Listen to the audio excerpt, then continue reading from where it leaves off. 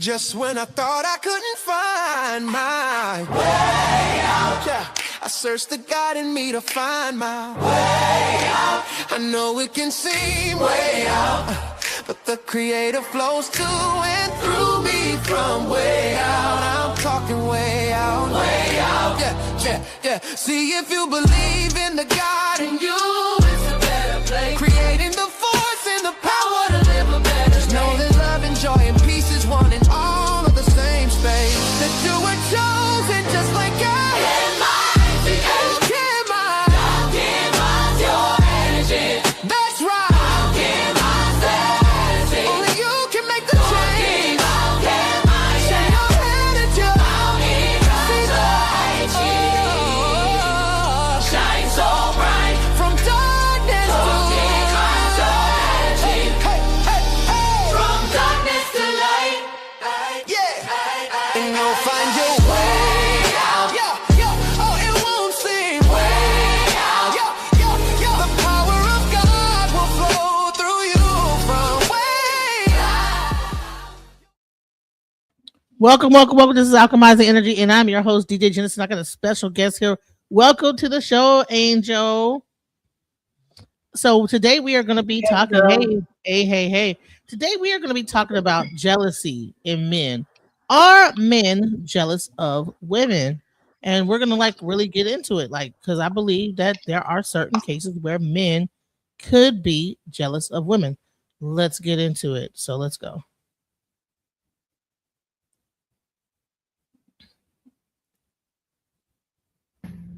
Modern men are jealous of women, and they care more about control than having a damn companion. If you agree with what I've said so far, please drop a like and a comment on this video, because it means a lot, right? And it helps the algorithm. But I'm going to get into this. I need y'all to understand something. Modern men today are definitely jealous of women because they cannot control them. When you give someone the ability to make and manage their own coins, you can't control them. You dig what I'm saying? And what I have looked at in the conversations that I've had, I had a guy tell me a couple days ago, he DM'd me, he was like, what you don't understand, Dr. Julio, with your pandering ass, is that these women out here care more about degrees than they do about us. And I said, well, why is that? See, I'm real good. I've gotten real good at this content thing with asking questions. Why is that? Why would a woman care more about degrees than she cares about your dick? Because that's what this is all about at the end of the day, right? That's what this is all about. I want to, that's what the guy told me. He's like, well, I care about my legacy. I care about this and that. Listen, women didn't have the ability to move on their own until about 60 so years ago, give or take, in the 70s. In the 70s, women actually became fully autonomous beings, right?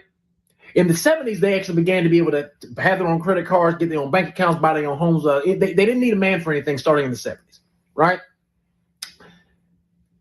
Most men who were only able to get women because they could basically pay for them, because women were seen as property, things to be used, a baby factory, not a person to be respected, right? This is how a lot of men operated in the black community I'm talking about. I'm not saying this doesn't exist in the white community, because everything I'm saying about the black community can absolutely be applied to the white community, because they're the ones that set this process, that set this system up to begin with.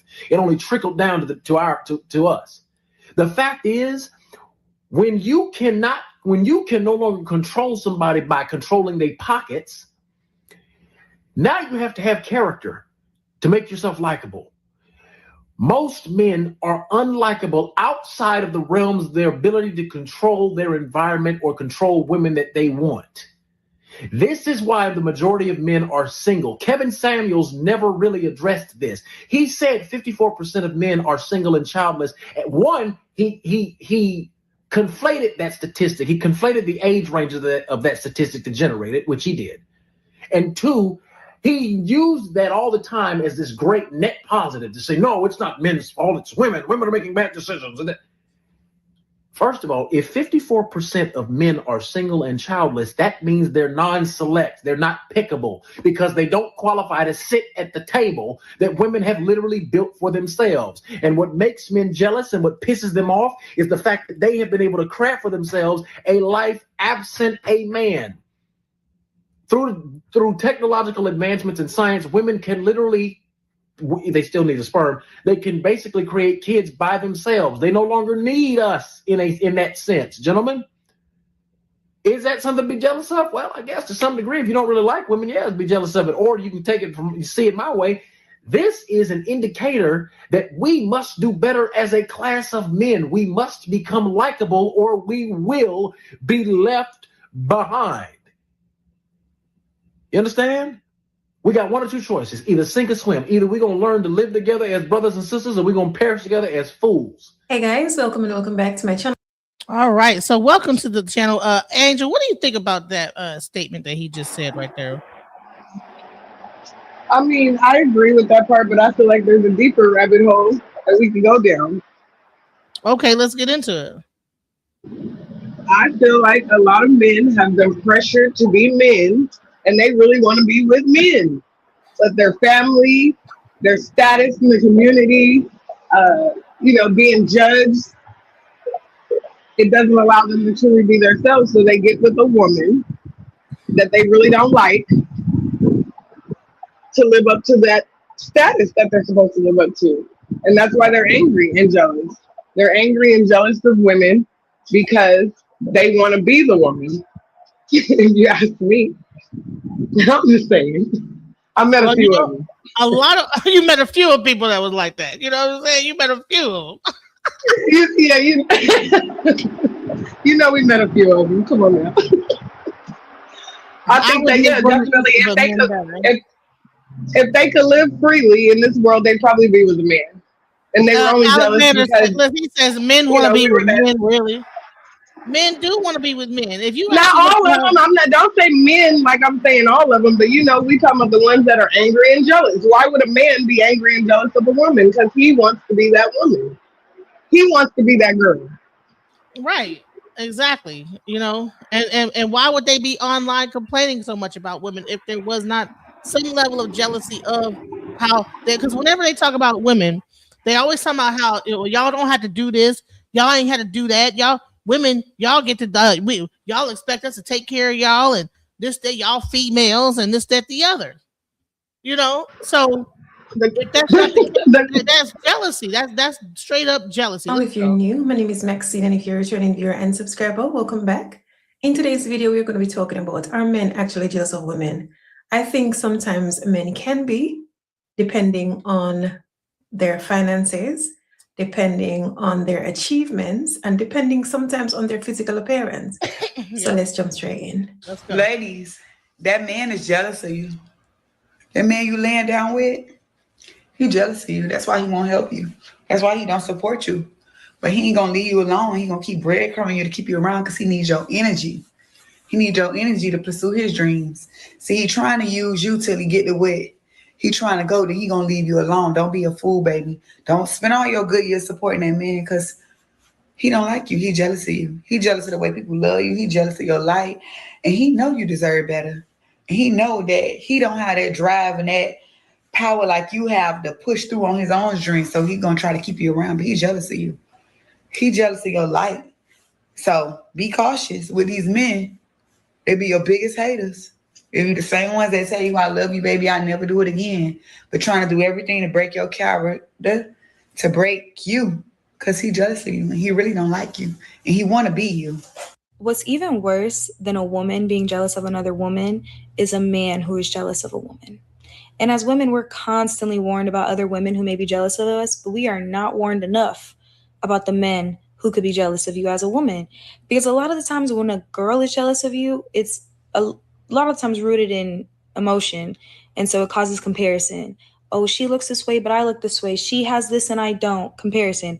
When a man is jealous of you, it's rooted in entitlement and ego most of the time. And when it's rooted in entitlement and ego, it's not so much, oh, I don't have that. It's more so, why does she get to have that? And when a man feels that way about you, he is going to make it his life mission to belittle you, humble you, hide you, take things from you. Like, a man who is jealous of you will literally make you question your freedom. A woman who's jealous of you, it'll probably, hurt your feelings a little bit, maybe make you question your worth a little. But a man being jealous of you will literally make you question your freedom. He will take everything from you. Thoughts, Angel? What are your thoughts about that? So I want to say, like a wise man told me, I'm going to say it like this. On that list of demons that he's fighting, his sexuality is one of them. I stand on that, period. Okay? I mean, I see the comments and I kind of want to address one of them. Which one? This guy, he said, where is he? Where is he? What's his name? He said, so if women get online and talk about men, do they want to be men? No, we don't. We want to bring awareness to our other queens, baby, that some of these men, we confuse that, where some of these women are out here confused, like, oh, am I less than? And they're questioning their worth because some man that is not comfortable in his sexuality beat them down. I want to bring awareness to them that it might be a demon that man is fighting that she's not aware of, which is his sexuality. Okay? Yeah, because here's the thing. If you're comparing yourself to a woman and what a woman got, if you're on, especially these men online, they're always comparing men versus women. There should never be a comparison of a man and a woman. We're two different sexes. In two different lanes. Okay. So why do you have all these red pill conversation about, well, women get to do this and well, women get to do that, but men can't do this? Well, why are you comparing yourself to other women? Because you want to be what you want to have the same privileges and all these different things as a woman has. That's the only reason why a man would compare himself in that kind of a way. You know what I'm saying? And for the gentleman, go ahead. For the gentleman that he said he said personally he just wants respect from women. Okay, you're the select few. We're not speaking of you. Maybe you're not fighting a sexuality demon. I'm not speaking for all men. I'm speaking for the ones that are jealous and hateful towards women when it makes no sense. Like she said, we're in two different lanes, two different species. We have two different body types. There's no comparison. There's no competition. It shouldn't be.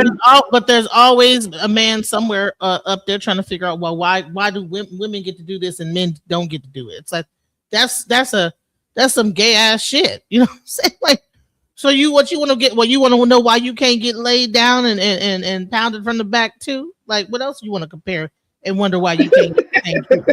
You know what I'm saying? What else do you want to compare yourself with? You know? You know what I'm saying? You know? I personally agree with you. Like I said, I met a few, and I can go down that rabbit hole because why women attract those kind of men? You know? Mm-hmm. Exactly. Here's a question: can you give 5 ways that men are jealous of women?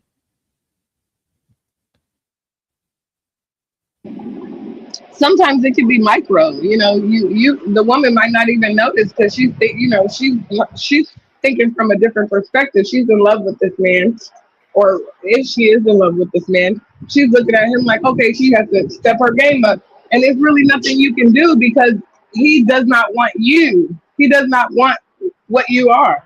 He wants a man. He wants a man. So what other type of tactics that men use to show their jealousy? Attacking her physical image. That's one, I feel. Hold on 1 second.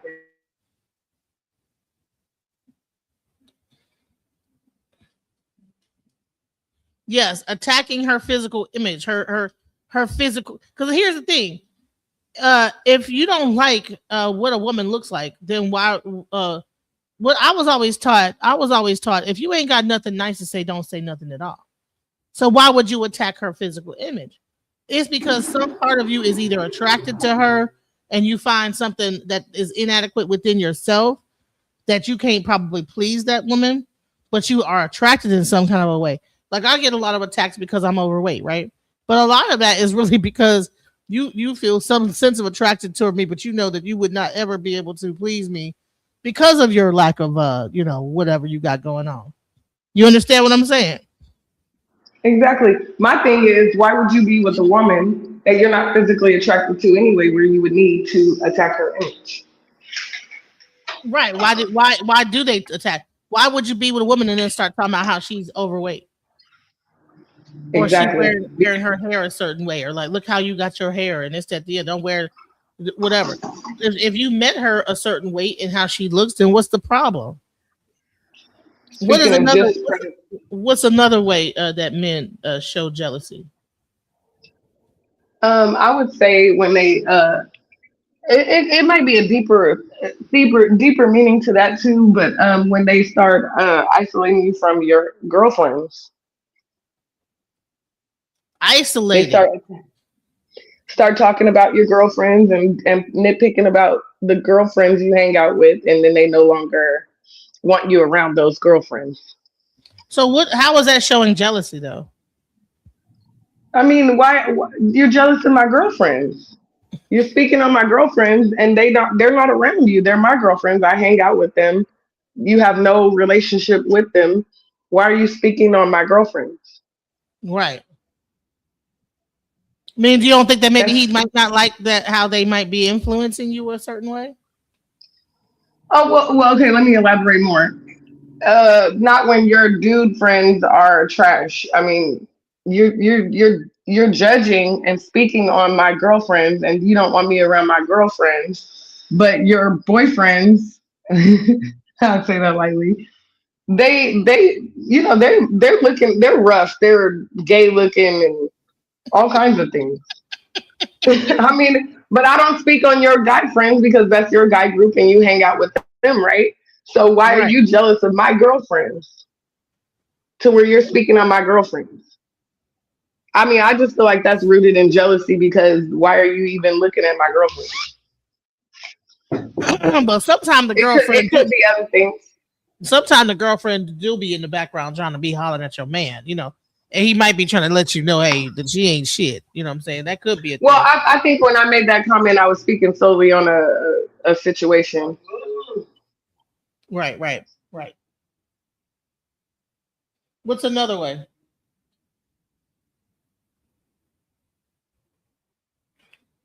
You there?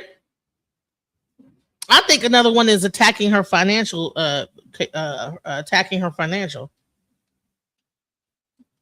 Like I always hear, I always heard Kevin Samuels talk about, don't nobody care about your money. Don't nobody care about your education. Don't nobody care about. They always want to focus on the black woman and her education, right? But then they'll say stuff like, well, she's not the most educated. She's just got the most enrollment into college and stuff like that. Why do you need to attack that? Why do you have to diminish a woman going to college and stuff like that in order to feel like you have to dumb down that statistic, and also trying to be a user and all this other stuff. What do you think about that subject? Attacking, or do you think more so comparing the finances? Yep. Oh yeah, comparing finances, right? Not so much attacking, but more so when they compare the finances, like, oh, I make more money than you, or you make more money than me. That's a jealousy when they start speaking on how much money you make, and then they start doing little tactics of trying to sabotage your money to where you do make less than them. Man, give an example of sabotage. Let's talk about sabotage.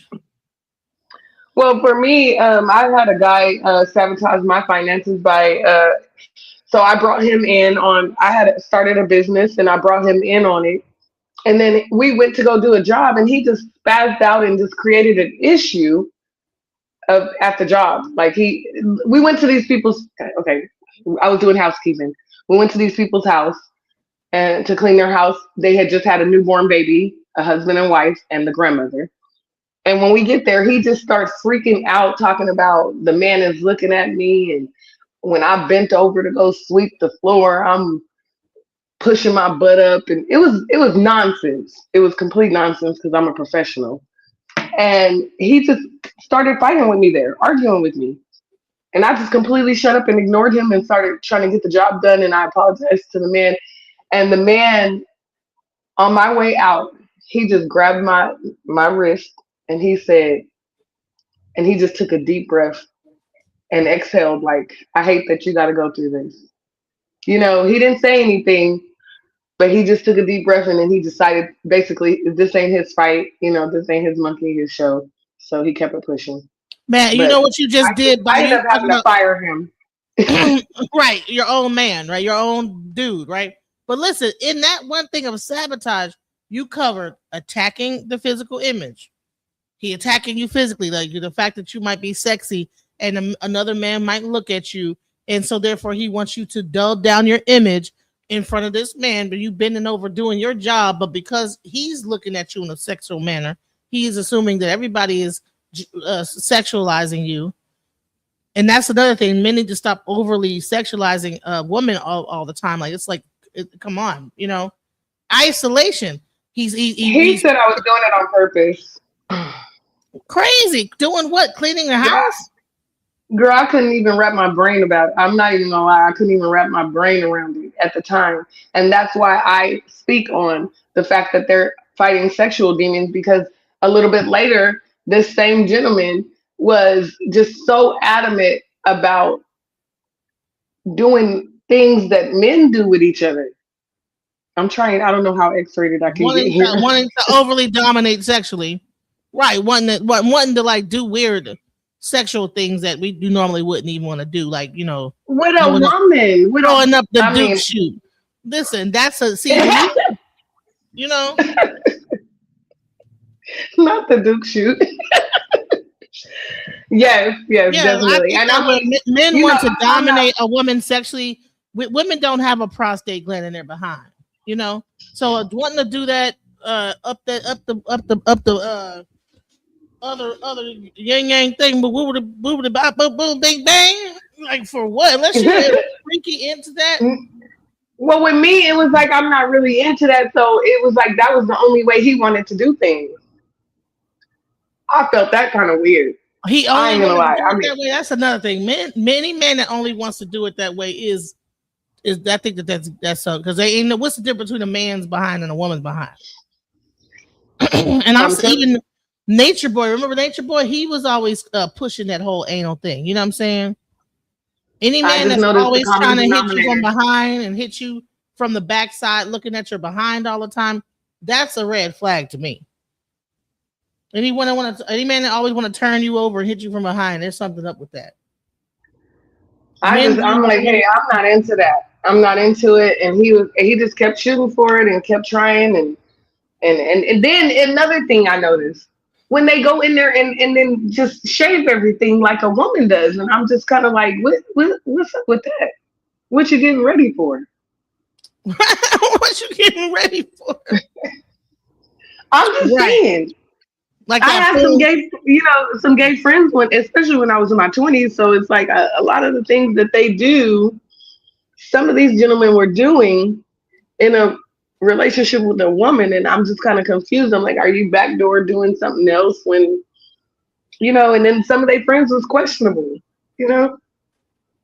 Man, they looked a little like on the Prince funky side. I hate to say Prince though. Next time, make sure everybody shows their face. Well, listen, I mean, I can show my face, you know, but I'm chilling. But what does my face have to do with anything that I'm saying? Yeah, it's a fucking lie. Why you fucking hide? Because I might be. I don't hide, boo. Nobody's hiding. You know what I'm saying? You know, I just might be doing my. I might be. I mean, if we being transparent, I kind of just, I mean, we just suddenly came into this deal. Be having that online and doing that. I'm drinking my little beer. I'm having me a little, I'm chilling, you know, and I don't want my page to get hit because I'm, you know, doing my little drinking my beer while I'm talking my shit. You know what I'm saying? You want to attack my physical. Let me find out. Is that a man? You're jealous. You're jealous. Attacking the physical image. Okay, Angel is not no ugly. She's a beautiful woman. Okay, you don't have to worry. You know, Angel is a beautiful woman. I am fine as wine, and literally that has always. And now I'm not gonna say always, but that has been a major role in some of these men that have not dealt with their trauma in their lives. They are definitely always talking about my physical, but it, like I said, I'm not hiding, boo. Like I said, I'm not ugly. I'm not ugly, and I'm not hard on the eyes. I'm very beautiful. I am fine as wine, and that's just not my judgment. We can't even see you, sir. You know, who are you? I can thank you. You don't even have your real picture up there. I got my picture. Who are you? This is a picture of a something off of AI. So you talking about somebody hiding, but nobody could. You can't even see your picture, and you're using a fake account. Girl, they trolling. Whatever, you know what I'm saying. Anyways, back to the again, like he said, jealousy, attacking physical image. Let me see his name. This might be one of the guys I'm talking about. No, right. I'm sabotaging, trying to sabotage the show. You know, make sure everybody show their face. Why are you coming to see a face? You should be coming for the information, that's sir. The problem, y'all. Listen, we talk about men being freaky, which is the next subject. I'm not trying to know because the next thing is about to be men. Not everybody knows me. I don't know you, so that ain't everybody. But okay. One thing I can tell you is that I guarantee you, if I put my image on here, you're gonna be talking about that too. But it's all good. Right. We are the new king of bridge. This is not the show of you judging how our appearance is. This is a show where we talk about these men and how they act up in this bitch. You know what I'm saying? Don't worry about calm down because I'm just bringing information. They want to say, "Oh, how can you talk about these men and you fat?" Or how can you talk about men and attack of the physical? Yeah, exactly. Get over it. I can't see you either, so we even. Right. You know what I'm saying? Pretend like it's a podcast, like a damn a podcast and online or whatever. Yeah. On the radio. No, for real. Why does it matter? Listen to the comment. No, for real. Thank you, Christopher. Thank you. Exactly. I don't feel exactly. Listen to the conversation. This is not about what people look like. This is about what we're talking about, which is these men being jealous of women. Let's go. I'm telling you, that's probably one of the men. They're jealous of your beauty. Men are jealous of women. They're jealous of the attention that you get. They're jealous of your beauty. They're jealous of your success. They're jealous of your options. And a lot of these men, even though they have money, they still don't have what we have. You know what I mean?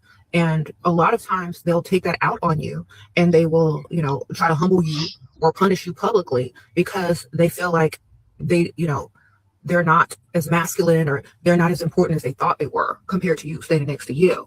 So that's why you keep them hid, darling. And, men keep their women hid. You don't know who they with unless they're using you for clout. Men keep their women hid most of the time, unless they're like married, But they still don't be out and about with them all the time posting up. Men don't do that with women. Women need to stop doing that with men. Men are jealous of women. They're jealous of the attention. Let's talk about that. Why do you think that men keep their women hid? Why do you think that? What do you think is about that? I mean, personally, from my experience, because I wanted to clear that up, I'm speaking from my experience with some of the men that I have talked to that I discovered were actually into men and some of the behaviors that were, consistent with that experience. So as far as keeping them hidden, I don't know, from my perspective, the one guy that I dated that wanted to keep me hidden, it was, like I said, it was more or less my beauty. And he could not handle, and this has been common with at least 2 or 3 of the guys that I've dated or even went on dates with, and it probably led to nothing because I can't deal with the jealousy. It's jealousy to me because you knew when you approached me that I was pretty, right, or beautiful, and you knew what you were getting into. Now you cannot handle the comments or other dudes finding me attractive or other dudes admiring me from a distance.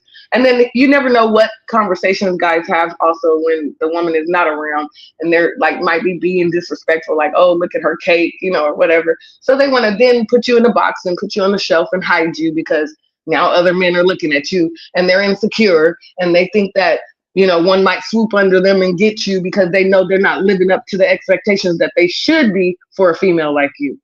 That's just my opinion. Man, I've experienced a weird thing where a guy, I'm in my weight loss process and actually told me not to take the stuff that I'm using to like lose weight. And that's a weird thing that where men will fetishize, like me being a bigger woman, they will fetishize that and they don't want to see you get smaller or like lose weight. It's like, what? Like, why do you want me to? I'm trying to improve myself. Like, and then I say, oh, I'm gonna go get my hair done. You don't need to do all that. I mean, have you ever had a dude tell you, right? I don't need to do something to improve myself, to make myself look better. Like these, if men could have, we be up in the house with a bonnet on and just laying in bed all day, and when they come home, barefoot. You know what I'm saying? That's all they want you to just be there long enough. Just as long as I can have sex with you, you ain't gotta do your hair. I just want you to lay in the bed and just open your legs all day long. That's all. Me personally, they want to. Girl, me personally, this Scorpio that I was talking to recently, this is when I made a decision not to date for a while. You know, I just I'm chilling on that because it's too much for me, especially these new modern day men. And then some of the things that I know you're aware of, like with your cousin and different people in my life that have horror stories, and how the outcome of their story with them dating guys in this new generation. Yeah, I just kind of decided not to date for a while. But this Scorpio girl, when I tell you this man was hypersexual, like he wanted me to go to work, but he wanted to come. He tried to act like he wanted to work with me. Okay, so he tried to act like he wanted to work with me. That's the one I took on to the job, whatever, and I put him on the payroll, turned him on to some money. Because it was getting so big that I needed more people anyways. So he does this little tantrum shit at one of the jobs, and like I told him, it's almost seeming like you're trying to sabotage me, because why would you get on the work job site and start arguing with me about this man? And this man just had a baby with his wife, right? Mm-hmm. They're trying to enjoy that. They're trying to get the house clean and prepped for the baby to come home. And you talking about how I'm bending over or how I'm climbing up a ladder to get the event, like stuff that's irrelevant. You're playing with my money now, Well, right. This man, along other things, he would I don't know. I just thought it was weird, but I'm not going to say that other men don't, do it. I don't know, because I'm not just sleeping with everybody, but he would shave all his hair, like to where it was like a skin cat. And then he was persistent about the booty, and I ain't into that. Then trickled down, and it was just a lot of his ways seemed really like insecurity, like he wanted to hide me. He stopped complaining about this person looking at me and someone speaking to me, and it just kind of put me in the mindset of a insecure, jealous man. So then I started thinking deeper, because we tend to think it's another woman, and this man is only around men, though. Yeah, any man that's always around a bunch of men all the time, I'm worried about that. You know what I'm saying? So then he tells me, I don't need to do, I don't need to, let my hair down. He wants me to wear my hair up in a bun. And you already know me. When it starts getting to the point where you thinking you about to control me and you changing the way I look and you want me to do this is control, and I can't deal with it, and I'm a free bird. So I'll holler at you. And that's how that ended. But I felt personally that man wanted me.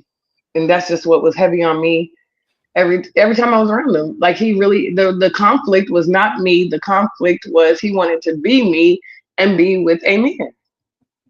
He wanted to suck up my energy and how I move.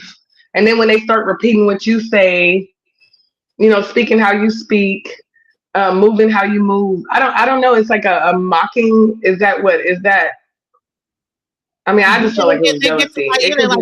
Trying to destiny swap almost with you. They trying to I was about to say, I kind of feel like it's a little deeper. It's more like a energy vampire trying to destiny swap. Taking I don't know your personality traits, like little words you say, and they're starting to say the words, and he might have been. Then he want to low key hide me, because then now I don't need to do housekeeping. He's gonna take care of all the bills. No, we're not doing that. We're not doing that. Yeah, that's financial isolation. He's trying to isolate you and then get you under financial control. And then what he'll do is then throw that financial in your face when you begin to need him for finances. That type of, and then try to then push you and squash you down even further, even more down to the ground. That's the type of shit that men do when they are jealous of a woman. And these men act like they have never heard of such a thing, and men do be jealous of women. Let's go. Here we go. A jealous man will ruin your life. If you're a man and you get jealous of your woman elevating her situation financially, physically, and emotionally, you're a bitch, and vice versa. You guys need to stop getting angry at your partner for choosing to elevate. Like, stop being so fucking soft. You're actually going to get angry at the person you love in this world because they want to become better financially, better physically, better spiritually. Are you that much of a fucking child? Just follow in their footsteps. Maybe shut the fuck up and listen to them, and you might learn something, and then the entire family, the entire household will feel better. How old were you when you realized that some men are secretly, deeply, deeply jealous of women? And here's the facts, you guys. I'm going to lay it out. I just read The Laws of Human Nature by Robert Greene, same author as 48 Laws of Power. He goes in deep about envy. Envy is a feeling that we don't even like to admit to ourselves. When we're envious of somebody else, a lot of times we will cover it up in our conscious mind, some like really lame reason why. Because admitting we're jealous of somebody else is also admitting we lack something. And most of us don't have the awareness to do that. So instead, we project those insecurities on other people. Do you see where I'm going with this? Do you see where I'm going with this? That is why these lame men will try to tear you down. They will take you on dates and they will gaslight you. And they will make you feel like you're literally losing your effing mind because it gives their insecure self some weird amount of satisfaction that they are tearing down someone they perceive as higher than them. Especially if a guy feels like you are so far out of his league, he could never be with you. That's when you're really in trouble, because now he's about to drag you down to make himself feel better about never being able to obtain a girl like you. These are the men that come for you and you're like, what did I even do? Like, where is this energy coming from? This like strong reaction. And it's because you sparked something within them that made them realize you have something they will never have. And that's honestly like confidence and self-acceptance. So a test for this that it talks about in the book is you can tell somebody good news and watch their eyes in the first like microseconds. If they are excited for you, you'll see their eyes light up. But if they are jealous for you and your win, they view as their loss, you'll see like almost like a glaze come over their eyes of jealousy. And then the mask will come up. So like disregard whatever they say. They're going to tell you what they think they should say in that situation. Another way is if you catch them staring at you across the room, and when you lock eyes, they instantly smile. They're trying to cover the like jealousy they truly feel. And this can be in friends too. This isn't just with men. You have to ruthlessly cut these people out. Somebody who is jealous for you, somebody who is always preying on your downfall, there's no room for that in your life. If you found these tips helpful, be sure to schedule a one-on-one with me via the link in my Man, I have experienced that stuff before. Have you ever like seen a guy looking at you a weird way and you like happen to turn your head and they looking at you? It's like, and that's creepy when guys do that. I experienced that so much. I'm listening to her like, dang, so what do we do? Like, I mean, I can't change the way I look, boo. Like, what? This is consistent. It's not just with men, mainly with men, but it's with people in general. I'm like, what is that about? Man, you know what that is? Yeah, that is crazy. Because right? I mean, we can't say everybody's gay, you know? Like, I mean, I don't even think know. It's gay man. I think it could be a straight man, but for some reason there is like, even if it's a straight man, and maybe he's 100% straight, but maybe you're more successful than he is, right? Not you calling me a Karen. Or are you talking about the lady? I'm like, we got to clear that one up. Well, I don't agree with Karen. Her conversation seems different than the topic. He's talking about like with the lady. Oh, okay. But no, like, no. When she says that a guy can be looking at you, like you'll be like, oh, you know what? I just had this and that happen, and then you'll like. Sometimes you could be real happy about something, and a guy will be completely silent, and you'll be like, damn, like, oh, okay. I mean, yeah, my kids like, oh my god, this and that happened. I done made some money. I done da. And the guy just be dead, don't say nothing. Oh yeah, my kid's father, he was truly a hater. He was truly a hater. It took me a long time, but yeah, that's definitely him. Anytime I brought any kind of surprise, anytime I was being successful in anything, I came to him and he was just sitting there like, oh And then don't fool around, and then they have something negative to say. Yeah, that's cool and everything, but what about this? That's right. Oh yeah. Oh yeah, I got this great idea about this. That I'm about to do this. Da da da. Yeah, but the downside of that is, nigga, I didn't ask you that. And then, see, but me, I was a bullhead, so I would go and do it anyway. And then when it turned out to be successful, then he would come back to me and he'd be like, "Oh, okay, so I want to invest some money," and I'm like, "It's already going now. I don't need the investment now." I come to you and I present this to you, and I'm like, "Hey, you want to get in on it?" And he's like, "Yeah, but no. I mean, because that don't even make sense." Okay, bet. I go do it. Then here he comes. Okay, well, what you need me to put in? I don't need you to put anything now. I've already got it going, So but that's exactly how he used to respond. He'd be like, I don't think you could get up and do that every day. The same thing every day, really? And I'm right, like, that man, why are you out here? You don't believe in me? Not damn, nigga. He don't believe in he did believe in me, in my opinion. He just salted everything I did because he wanted to be able to take the credit. So, he would then turn around and steal my ideas. Like all the ideas we discussed, I shared with him, and now he's doing them with his current girl, which is weird. And even weirder, tell me this is not, okay, my childhood nickname, and you nicknamed you guys' new child my childhood nickname. What? Oh, hell no. Girl, I mean, I don't know if that's jealousy or fucking admiration. I mean, is that admiration or is that jealousy? I don't know. Are they both? I don't think it's that the lack of male presence, because some of these dudes be having 2-family households growing up. I think he definitely he comes from a prominent family. I don't think that's it either. Yeah, like it ain't always that. It's see, that's another way to blame the woman. Oh, they were raised by a single mother, so that's why they're acting. No, it be men that be raised in single family, double family households, still be on some wild ish and having control issues, trying to control what the women do to keep them underneath their thumb. Keep them underneath their wing. What did our mutual friend used to say? I want to put you under my wing and take you up, but don't let you go higher than me. Right, underneath the wing. You got to be underneath the wing, and as high as you can get is that damn wing. You know what I'm saying? Because that wing is extended, so you can't get no higher up than the wing. You underneath the wing, though. Yeah. I cannot be above the wing with my own wings flying right next to you.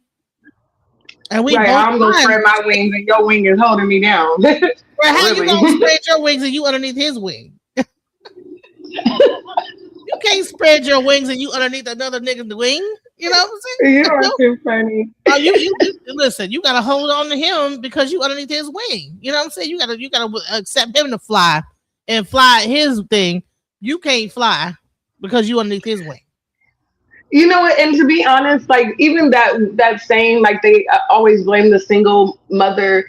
If you ask me, a lot of men that are successful that were raised by single mothers, I mean, no one's speaking on that. Like I feel like a lot of men actually end up successful being raised by a single mother, depending on if the father was toxic or what, how that goes, or the mindset of the mother. I don't think that is just a single mother, because it could be single fathers. It could be,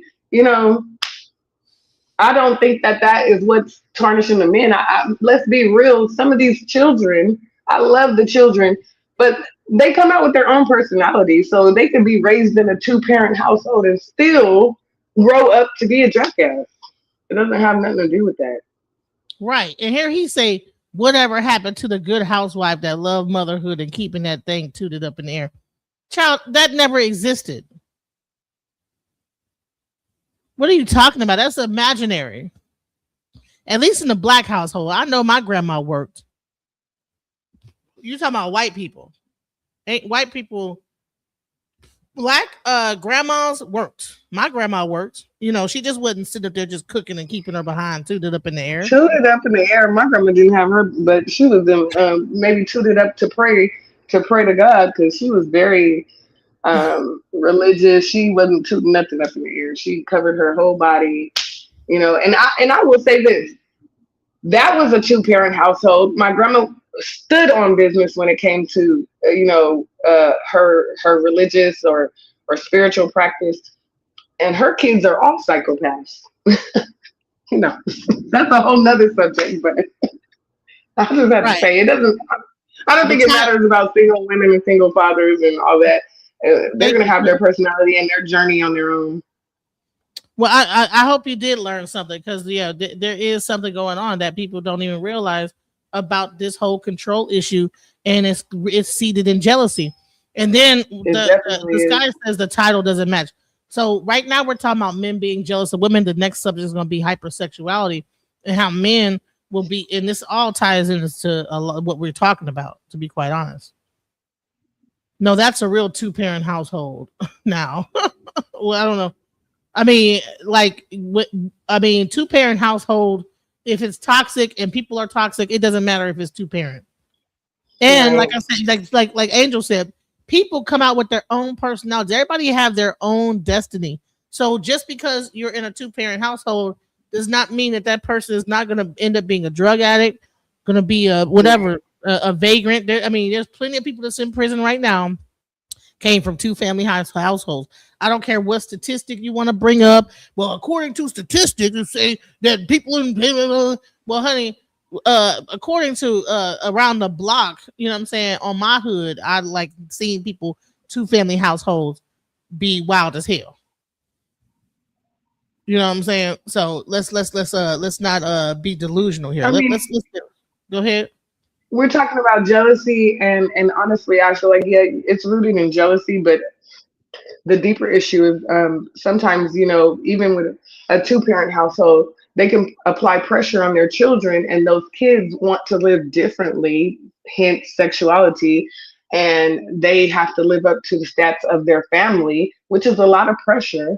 And really, they want to be free and get, bent over like the female. But they can't. Imagine growing up in a very religious 2-family household, and then you have to pretend like you're straight because you need to please your father and mother that have been together for 15 million years. And you really just want to go to the club, take some meth, and get banged out from the back. Now you have to somehow reconcile that with your 2-family household. And you trying to pretend like you want to do the same thing that your parents did, and now you're just up there resentful of the woman that you're with because really you don't even want to be with a woman. What about that happens in society? You know what I'm saying? We need to really understand what's really happening and stop being delusional. Let's go. Here we go. You trying to figure out why he acting like that, why he talk to me like this, why he don't treat me right, he don't have no respect for me. He jealous of you. Yeah. Your husband, yes. Your fiance, absolutely. Your boyfriend, definitely. He's jealous. See, when a man is so bitter and full of hatred and they don't want to do anything to change, to be better for themselves first, it's not abnormal that jealousy is right behind them. You thinking, oh, well, you know what? His dad wasn't there. Boo-hoo. Child, it's millions of people whose fathers wasn't there for them. I don't see you walking around full of hate. I don't see you walking around purposely trying to find men to make their life a living hell. See, all you need to know is the man that's sleeping next to you, he's jealous of you. And can I tell you something else? He don't like you and he can't stand you. Even though the root of that comes from the hatred that he has from his mother and the hatred that he has because he always has to be the victim. He swear everybody do him wrong when he don't even realize he the common denominator. But see, a lot of that he's carrying, that hatred and that bitterness, you are paying the tab for that. Because does it make sense to you how you've been there for him, you've loved him, you've supported him, you've given him money, you've given him your last, you took out your 401k to support his business, the business that failed. You was the person that took out the money, ran the business, he didn't do nothing. Some of these women give us some of their tax return money to them and everything. Let me flip that tax return. I could sell some weed. Let me flip the tax return. I can flip it and make some, all that you give it, everybody talking about tax return. Wait, why is he talking about Claire Huxtable? Come on now, you still living in delusion. We already found out there was stuff going on in the background. The husband was raping everybody. I mean, R-ing everybody. I mean, come on. We found out that was not real. Right. Years later. Right. Claire Huxtable. There is no Claire Huxtable type of woman in households. He was dropping drips in the damn drink. Come on now. So basically, we are bringing awareness so you guys can get out of delusion. That is delusional. There is no barefoot walking around praying. That is all delusion. It's not the single mothers that's to blame for it. That's all a delusion. You got to snap out of it. Claire Huxtable, come on now. This man is in prison. Or did he get out already? Whatever happened to that? Yeah, he probably was in prison. He probably went to prison like really, probably was in the 80s. And then, you know what I'm saying, or the 90s, and still when the Cosby Show, he missed the whole part where Bill Cosby went to prison for slipping Spanish fly in people's drinks and getting it into them when they was asleep. You know, girl. And then they talk about women are crazy. We're crazy now because of Claire Huxtable's husband was dripping drips in our drink. Come on now, snap out of delusion. Oh, this is a woman. Women these days are crazy, baby. Look, it's more men killing women right now than it is women killing men. Hello, a hell of a lot. Yeah, well, how many women are killing men, but men are killing women back to back? You know what I'm saying? That they're in relationship with 90% of the thing. Change his life, you changed his wardrobe, you got him the job, you filled out the resume. When he walked off the job and didn't even tell you, you said that's okay, you paying all the bills. And if he is paying the bills, he probably using the money against you. You taking care of the kids, you making sack lunches like he a third grader, you asking him how was work, you rubbing his musty feet, you laying next to him smelling his musty armpits, you sitting there being unsatisfied by his small tallywhacker because you don't really want to crush his dreams and tell him you ain't been satisfied in years, right? Because it's something about grown men. They always got to be coddled and pushed and babied like we raising toddlers. But back to my point. The point is, he's jealous of you. He doesn't like you. He hates when you succeed. He hates when people pay attention to you. He hates when you get a promotion on your job. He hates when your family is there for you and they want to stick up for you. He don't like it when you have friends. He don't like it when you go to lunch with your coworkers. He don't even want you talking to your coworkers at work and you like, baby, I got a job to do. He's so dumb. He don't even get it. But that's another story. But because it's jealousy, when a person is bitter, and it festers in their body, it festers in their brain, it can show up as jealousy. And you wondering why? Well, you know, maybe he don't support me because he's not used to supporting people. Maybe he doesn't love me because he came from a broken home. Maybe he doesn't know how to be a dad because he said that his dad wasn't there and nobody's ever showed him how to be a dad and how to be a man. No, baby, those are excuses. He's jealous. But see, over here, when we heal, I'm not telling you to stay, go, or go back to a relationship. I don't give that kind of advice because I don't know what everybody is going through. But one thing I will do is give you the wisdom. And over here, when we heal, I'm just here to tell you it's not because he came from a broken home. It's not because his mother was an addict. It's not because he never felt support. It's not because he was taken advantage of as a kid. It's not because nobody's ever showed him love. It's not because nobody's ever supported him. It's not because his dad wasn't there. It's not because his mother didn't listen. It's not because his sisters seemed like they were the favorite and he got left out. It's not because he can never get on his feet. It's not because he just doesn't understand why people don't understand him. It's not because he has an addiction. It's not because he has mental health. It's none of those. It's simply because he's jealous. That's all. Why would you ever have the false belief that that man can love you properly when he's jealous of you? What do you think about what she said?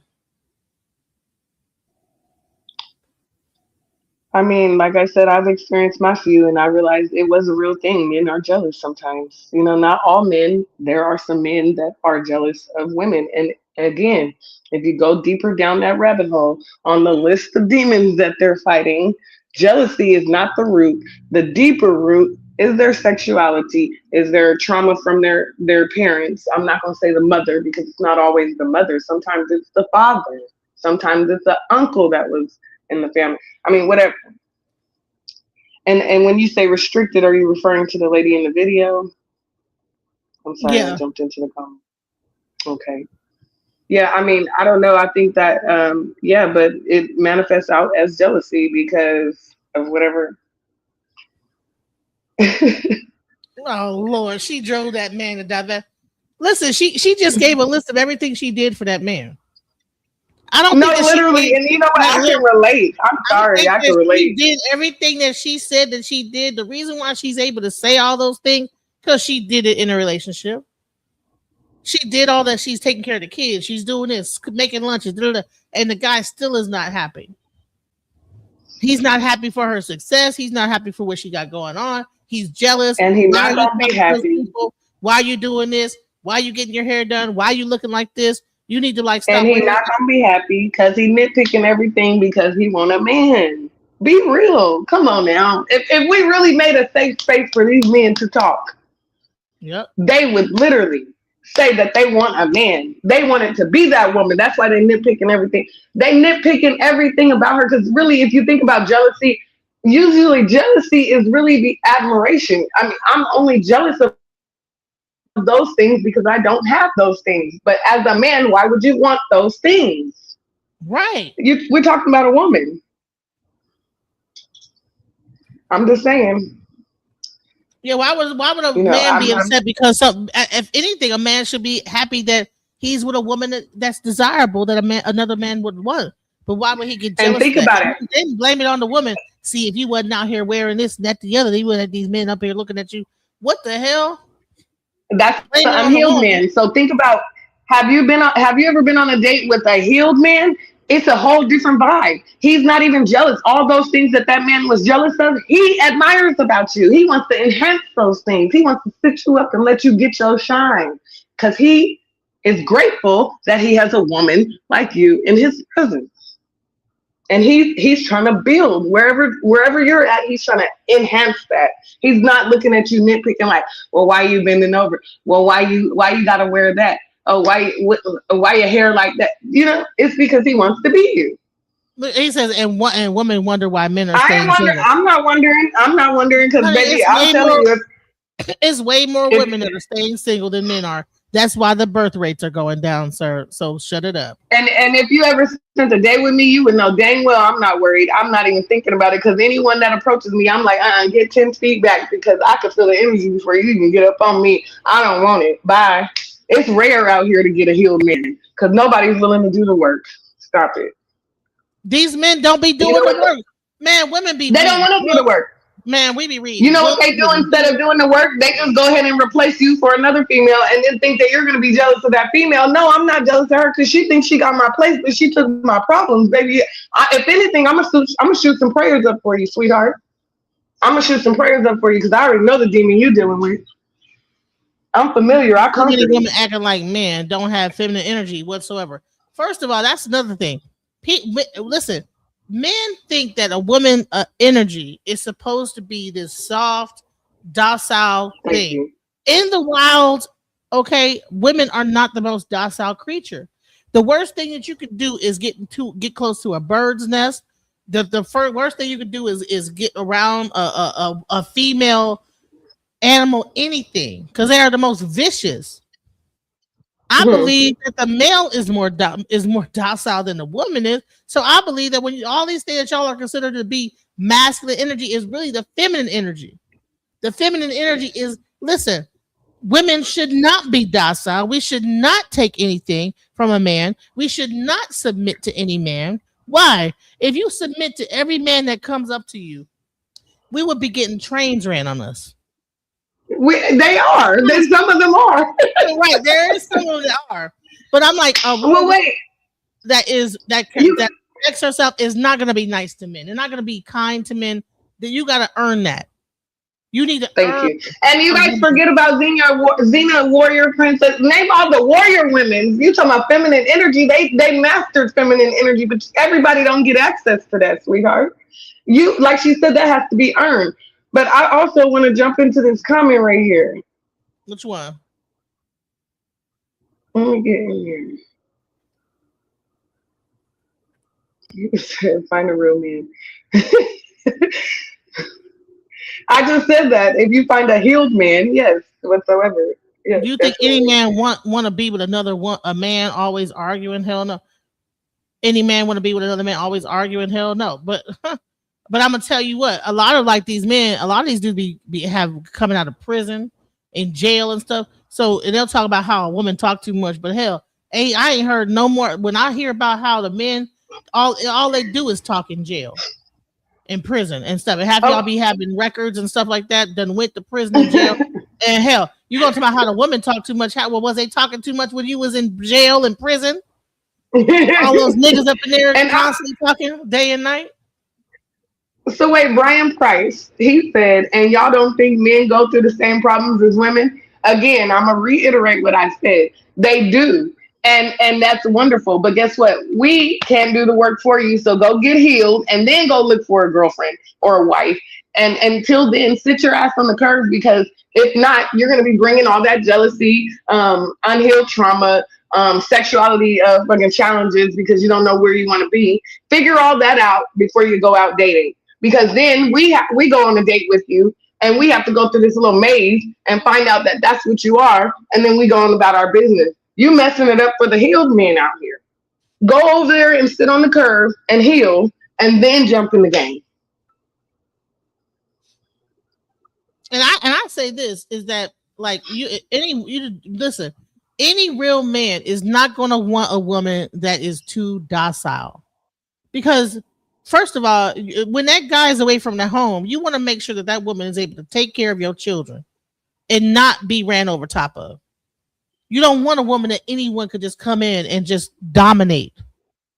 You want a woman that's going to have some level of fortitude to say, no, I'm not going for that. Whether your husband is gone or not.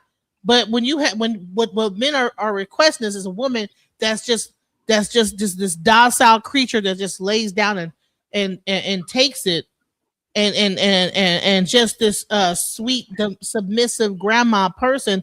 And listen, my grandma might have been sweet and whatever, but you know what? But she could get crunk with it if it came down to it. So men need to stop being delusional about this fake woman that's docile, this docile creature. Feminine energy is not docile. I want to say this though. When I was having those experiences, I definitely was. I mean, I am not too proud to speak on. I definitely feel like I had no boundaries, and I feel like moving forward, you have boundaries, but the ones that have a problem with it are probably part of the problem. The ones in the comments that are saying, "Oh, a feminine woman" and all that. You watch Disney World just like everyone else, and again, that woman, that's a delusion. You're in delusion, right? Because a woman with boundaries is not going to be walking around here all like, yes, sir.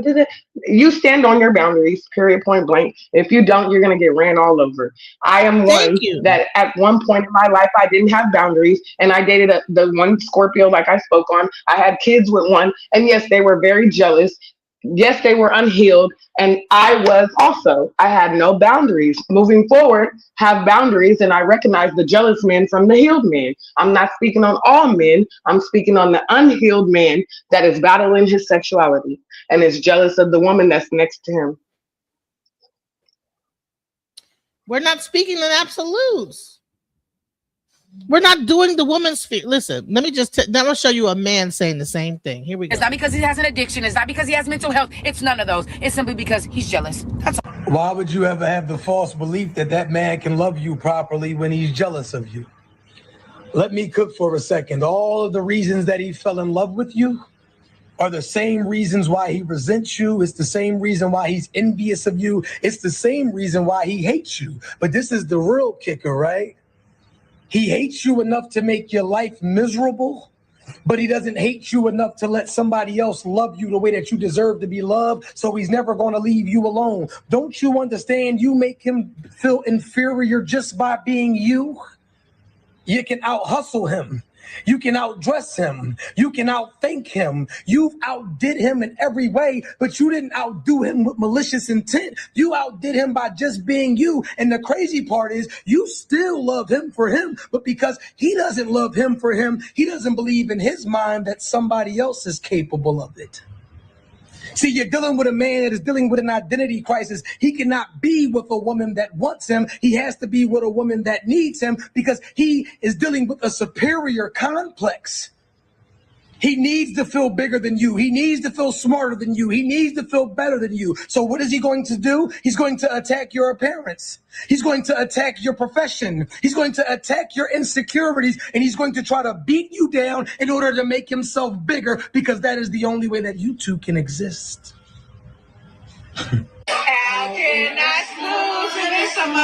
Look at this man's face. Why is he looking like it's the worst day of his life? I've said it before, but I'll say it again. How a person behaves on days that are specifically about you, celebrating you, your big day, your big opportunity, any moment when the spotlight is on you will tell you everything you know about that person. Not just your mate, your friend, your family members, when it's your promotion, your graduation, your birthday, and they look like they're frowning up like he is. They're picking a fight with you the day before your big exam. They're not happy for you on your graduation. They move out the day before you graduate. Like, people go out of their way to try to ruin special moments for you. And just because they're with you doesn't mean they're not jealous of you. They could be jealous of how much your friends love you, how much your family loves you, how much attention you get from random strangers. There could be any number of reasons, but don't think somebody who seems to be miserable every time you're being celebrated isn't them being jealous. Someone who loves you would never ruin your special moment and selfishly make that moment about them. He knows everybody is looking at him while he's frowning up on his girlfriend's birthday.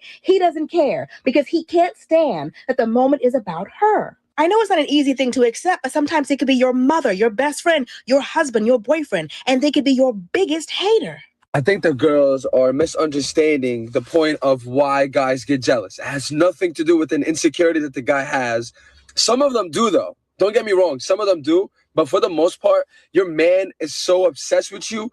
He cares so much about you that he does not want you to dress like that. It's just simple as that. Like, when you wear some showy shit, like revealing clothes, he tells you not to for a reason. Like myself, when I do it, it's for a reason. We have our own reason. Like, we know how guys are. We know exactly what they do.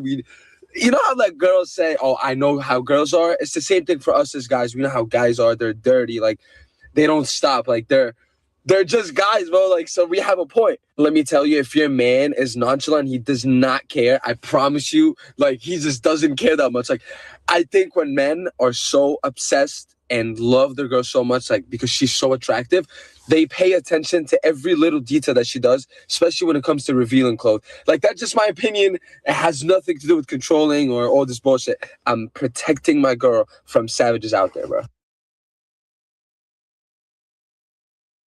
Now, DJ, I almost agreed with this last guy. No, because, bro, you know, I almost agreed with the last guy, but then you really think about it, you know how I dress, right? Am I revealing?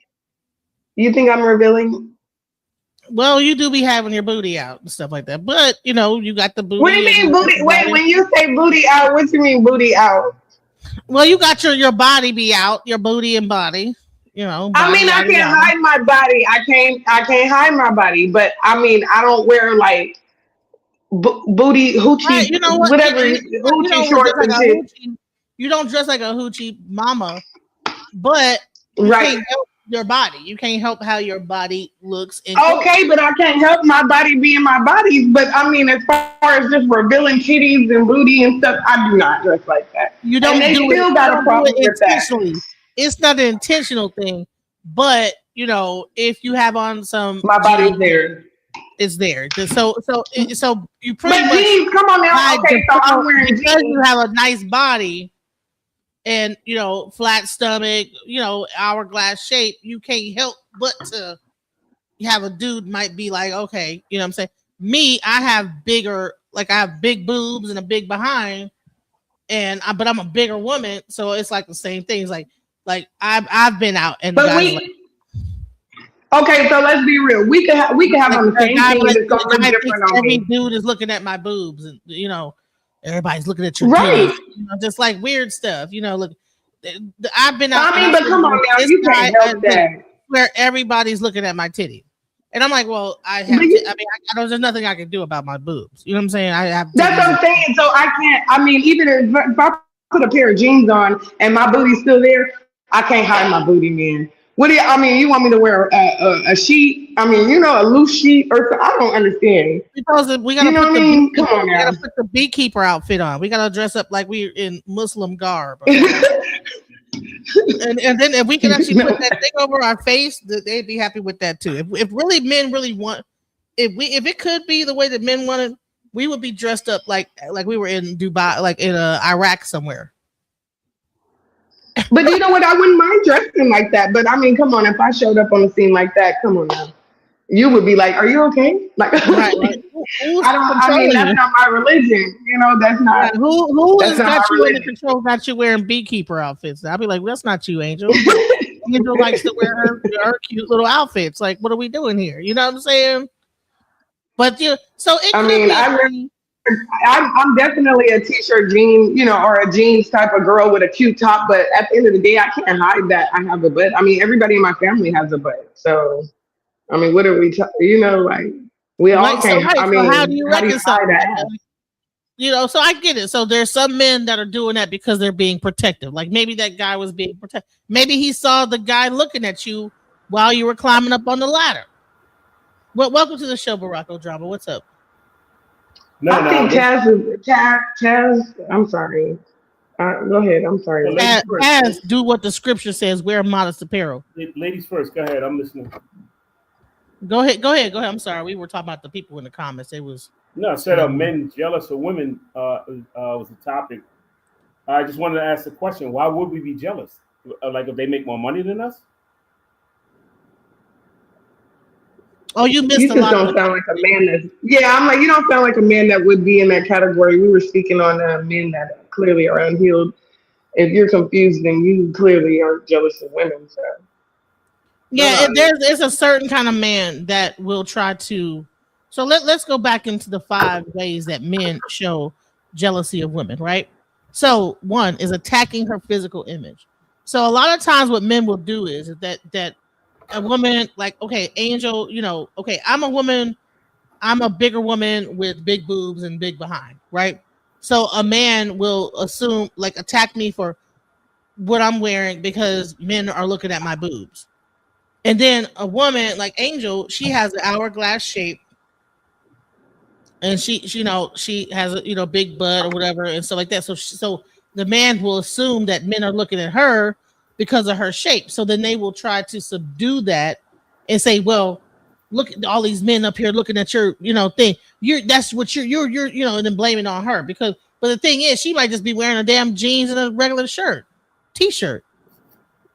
Well, it might be a little form fitting or whatever, but hell, everybody don't want to walk around in beekeeper suits on.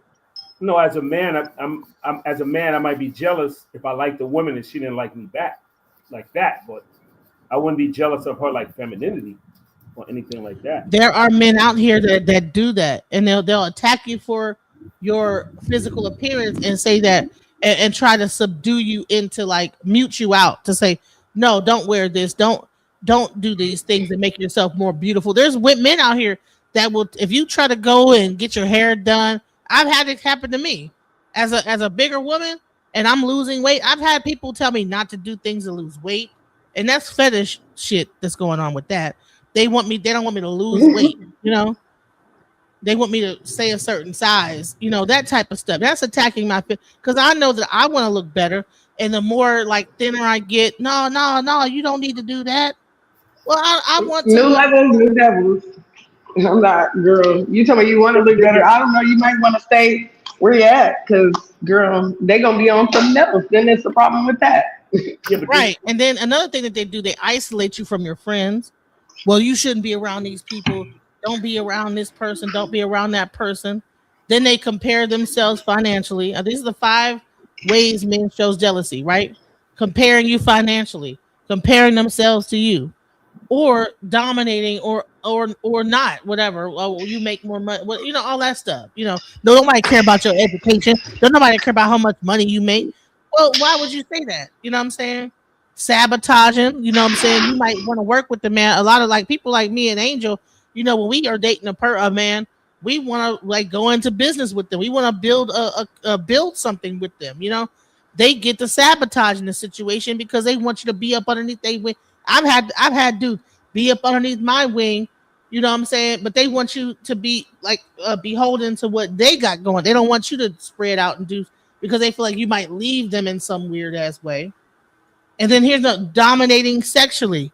When they want to do weird stuff like doing stuff from the Duke shoot back door, all that stuff is submissive stuff. They want you to overly submit in a weird way, like wanting to do stuff like that anal sex stuff. That is a dominating, like sadomasoch, like masochistic thing to me. I'm sorry, nobody could tell me different. Like wanting to do it up. But it depends on the relationship or the type of relationship you got with the guy. When you're in a relationship, you're supposed to be a team. So I don't understand that. Exactly. So why would men do these things and that's what we're talking about, is that there are men that are out here that do those type of things that I just pointed out in relationships. I've experienced it, Angel has experienced. That's why we're doing this show, because there's men out here that do this stuff. Yeah, because I had a coworker on my job, his wife went up to management, and he didn't make it to management, but his wife did, and he kept pushing her to go higher. That's what I thought a relationship's supposed to be. It's supposed to uplift each other, even if the spouse in her profession might outperform you in your profession, then that's not supposed to matter because you're supposed to be a team. I mean, at least that's how I look at it. Angel just discussed a situation where she had a dude that she was actually working with, and she couldn't even get the job done. He sabotaged the whole situation by being jealous, thinking that people were looking at her. Go ahead, Angel. Yeah. You there, Angel? Yeah, but I don't want to give him no more airtime, but yeah, he was definitely trying to sabotage everything, and it was all rooted from, if you ask me, jealousy. But I was looking in the comments; they said control and manipulation. I think a little bit of that also. I don't know. It was just like every time we go to do a job, if there was a male there. Now, if it was a woman, everything went smooth. And he did all kinds. He conversated with the woman and did all kinds of flirting. And you know what? It was crazy because we just different breed of people. I didn't care nothing about it. But then when we would go to a male client and he would do all that, acting a fool, throwing a tantrum, slamming their doors, just acting like a child, if you ask me. He's saying that, oh, the way you was sweeping the floor, you was trying to seduce him. What? It was just weird to me. So then when we talked, I'm like, okay, so should I get upset and should I be mad that you're over here flirting with this damn old ass woman that we're meeting with? He's like, oh no, I'm networking and trying to. Okay, I don't care though. That's the thing. I'm not, I'm not insecure at all. So at the end of the day, I'm not looking at you like, oh, why are you talking to her like that? Well, why'd you lick your bottom lip? It's just I don't know. We just came from two different cloths, and I just felt like he was jealous of me. He had to be.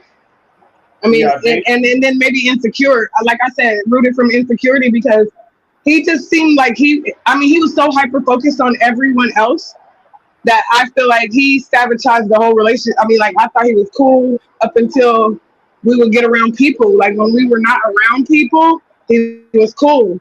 But when we went to Walmart one time. I'm looking for vitamins and stuff for my children, and I leaned down to get the vitamins off the shelf, and he just like standing like a security guard behind me, and I'm like, what are you doing? He's like, oh, you bending down like that on purpose. Like, what? Come on now. Like she said, at the end of the day, there's some things that I can't hide that. I'm doing I'm commuting along my day, minding my business in my own lane. I don't know how to hide what I look like for you because, I mean, it doesn't really matter what I put on, and that's a promise. No matter what, I could have a nightgown on, some sweatpants on. I can't hide what my mother blessed me with, okay? At the end of the day, it's not even about physical. My aura speaks for itself. So if someone admires that, and you're more hyper-focused on what they're looking at than I am, because I didn't even notice them. Here's the thing, it's not that we're saying that we're hold on, let me just address Taz Ward. We're not saying that we're fine, okay? What's happening is the men in our lives are doing things I don't even think about fine. Control our bodies and saying that people are looking at us. And this is not me. I'm like just walking around like whatever. But the men is like this. They're looking at you and why you got that shirt on? All that crazy stuff. I'm just. Look, we got into a whole fight. We got into a whole fight because he. Go ahead. I'm sorry, you're going in and out. I might be over talking. No, go ahead. No, I mean, we got into a whole fight because he said that some guy looked at me while we were in the store and he like kind of like hemmed me up like, do you know him? Why is he looking? And I'm like, I was really like having anxiety because I'm like, what are you talking about? What is like, I was confused about the situation because I didn't even notice the people he was yelling at me about at all. Like I didn't even see them. That type of stuff happens, yes. And I'm not even that. I'm not like, my body shape is not all that, whatever. But in my thing, it's they're looking at your boobs, they're looking at your this, they're looking at your that. You know what I'm saying? So it's like it gets so I might, okay, I'm ugly, right? I'm ugly. Nobody wants me, but then I get a dude that'll tell me when I'm walking around with him that people looking at me, looking at my boobs and everything. You got your boobs and you know whatever. So it might not be that everybody's looking at me, but for some reason he want to make me think that everybody looking at me. Maybe nobody's looking at me, but there are men out here that will do that. They will make you think that everybody's looking at you and trying to control how you are showing up in the world. So okay, I'm ugly, I'm fat, I ain't shit, right? But this guy is trying to make me think that everybody's staring at my titties and stuff like that. What is that? Is that not jealousy? What is that? Because these people in the audience are, again, the first thing is attacking people's physical image. Well, who said you was fine? Well, no, okay. I mean, literally, the only reason the image came up is because I was telling a story about this man bringing attention to my image. That's why I'm calmed down. And you sitting here telling me to cam up and all that. There's no need for you to see me. I don't really care if you guys think I'm fine or not. The only reason we were speaking on that is because of the story that I was telling. And as far as, I don't know, somebody in the comments talking about because I like females too. That's why I'm not insecure. I'm not insecure because, first of all, you guys focus on the image, which is what we were speaking on. The man was focusing on the image. It's so much more to me than the image, sir. Yeah, but what you got to understand that most women that think they're attractive, they like to show it off. So they would tam up. Again, he was the one speaking on that. Again, he was the one speaking on that. I don't even cross my mind. I'm a businesswoman. If you want to keep it real, I don't think I'm attractive. I'm not attractive, right? So so now that I don't think I'm attractive, she don't think she's attractive. Why would a man sit there and try to make the woman be like and do these type of things? Here we go. Let's go. Your fiance, absolutely. Your boyfriend, definitely. He's jealous. See, when a man is so bitter and full of hatred and they don't want to do anything to change, to be better for themselves first, it's not abnormal that jealousy is right behind them. You thinking, oh, well, you know what? His dad wasn't there. Boo-hoo. Child, it's millions of people whose fathers wasn't there for them. I don't see you walking around full of hate. I don't see you walking around purposely trying to find men to make their life a living hell. See, all you need to know is the man that's sleeping next to you, he's jealous of you. And can I tell you something else? He don't like you and he can't stand you. Even though the root of that comes from the hatred that he has from his mother and the hatred that he has because he always has to be the victim. He swear everybody do him wrong when he don't even realize he the common denominator. But see, a lot of that he's carrying, that hatred and that bitterness, you are paying the tab for that.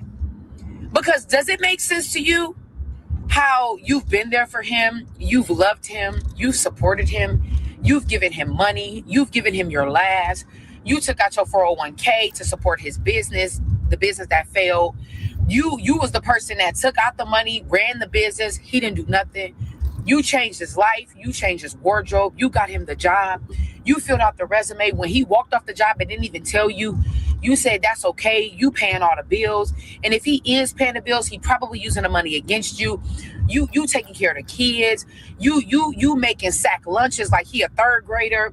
You asking him how it was work. You rubbing his musty feet. You laying next to him smelling his musty armpits. You sitting there being unsatisfied by his small tallywhacker because you don't really want to crush his dreams and tell him you ain't been satisfied in years, right? Because it's something about grown men. They always got to be coddled and pushed and babied like we raising toddlers. But back to my point. The point is, he's jealous of you. He doesn't like you. He hates when you succeed. He hates when people pay attention to you. He hates when you get a promotion on your job. He hates when your family is there for you and they want to stick up for you. He don't like it when you have friends. He don't like it when you go to lunch with your coworkers. He don't even want you talking to your coworkers at work and you like, baby, I got a job to do. He's so dumb. He don't even get it. But that's another story. But because it's jealousy, when a person is bitter, and it festers in their body, it festers in their brain, it can show up as jealousy. And you wondering why? Well, maybe he don't support me because he's not used to supporting people. Maybe he doesn't love me because he came from a broken home. Maybe he doesn't know how to be a dad. And let's even talk about how we make excuses for being treated fucked up by these men. We get treated fucked up.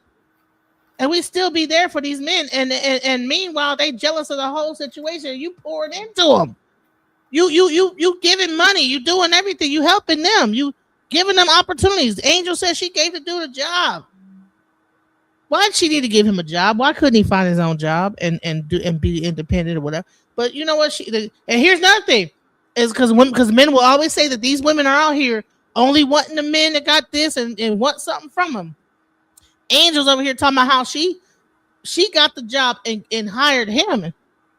He didn't have a job, so. This is showing right here that women will date men that's struggling, don't have a job, and bring them in and try to like pour into them. But then you'll have men on these panels acting like women don't be doing everything for these men, bro, and they still get treated like shit. Listen, I got so many stories. It'll knock your fucking socks off. So let's not talk about like y'all talk about how women are delusional. No, y'all men are delusional. Because he said that his dad wasn't there and nobody's ever showed him how to be a dad and how to be a man. No, baby, those are excuses. He's jealous. But see, over here, that's the problem. You don't care. I'm not telling you to stay, go, or go back to a relationship. I don't give that kind of advice because I don't know what everybody is going through. But one thing I will do is give you the wisdom. And over here, when we heal, I'm just here to tell you it's not because he came from a broken home. It's not because his mother was an addict. It's not because he never felt support. It's not because he was taken advantage of as a kid. It's not because nobody's ever showed him love. It's not because nobody's ever supported him. It's not because his dad wasn't there. It's not because his mother didn't listen. It's not because his sisters seemed like they were the favorite and he got left out. It's not because he can never get on his feet. It's not because he just doesn't understand why people don't understand him. It's not because he has an addiction. It's not because he has mental health. It's none of those. It's simply because he's jealous. That's all. And here's the thing. People, listen, everybody's like, to myself, why would I get, okay, you might not be that guy, but there are men out here that this is talking to. No, Taz is that guy. Taz is that guy. That's why I want to address Taz. Taz, come up here and holler at your girl. Because you on some weird, you're in the comments talking about, you're directing it to yourself. So it's a reason why you're labeling yourself like we're talking directly to you. So come up here. Right, hit dogs holler. Hit dogs a holler. It's a lot of hit dogs in these comments, y'all. Those kind of guys are uncommon. That's not your average guy. That's uncommon. And once you know somebody got your best interest once you know somebody doesn't have your best interest at heart, it's time, if you can, part ways with them.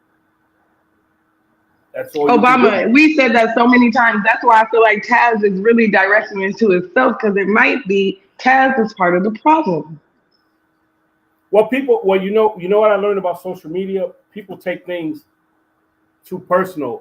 I was joking around. Somebody was asking a question about marriage, just joking around. And I said, it was something to do with oral sex. And I said, I have to ask my boyfriend later, just joking around.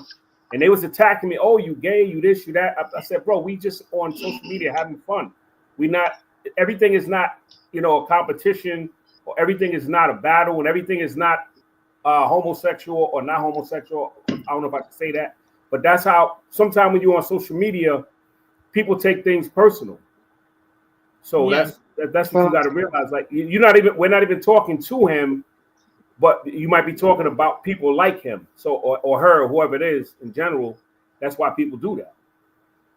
Why would I have another man? You clearly came in on the end of the story, but look, I don't have nothing against gay people. If you like men, women, whatever your sexual preference is, that's your business. At the end of the day, what I'm saying is live in your truth and stop dating what you don't like and treating it messed up just because you can't live in your truth. That's what I was saying. Yeah, but sometimes if you're gay, you're gay. At the end of the day, why would you be with a woman if you're gay? If you're going to be with a woman and you want to be with a man, then you're not going to treat that woman right because that's not what you want. But sometimes people like that, they go both ways. We used to call that in the 90s into the early 2000s. We used to call those homo thugs, and you had the guys that went both ways, and they were kind of feminine, and you kind of sense it a little bit. Not all, some were real masculine because I known both types, but you know they men the gay men community. One thing I don't like about them, because I don't care about your lifestyle, but a lot of them are aggressive towards women. I had to tell one because he was arguing, he was getting up in the girl's face. He was biologically a man, and he was getting up in the girl's face. And I said, "Yo, I understand you having your difference, but that's a female." And then I had to get aggressive with him. Like I'm not Mike Tyson, but I'm like almost 6 feet and I'm over 200 pounds.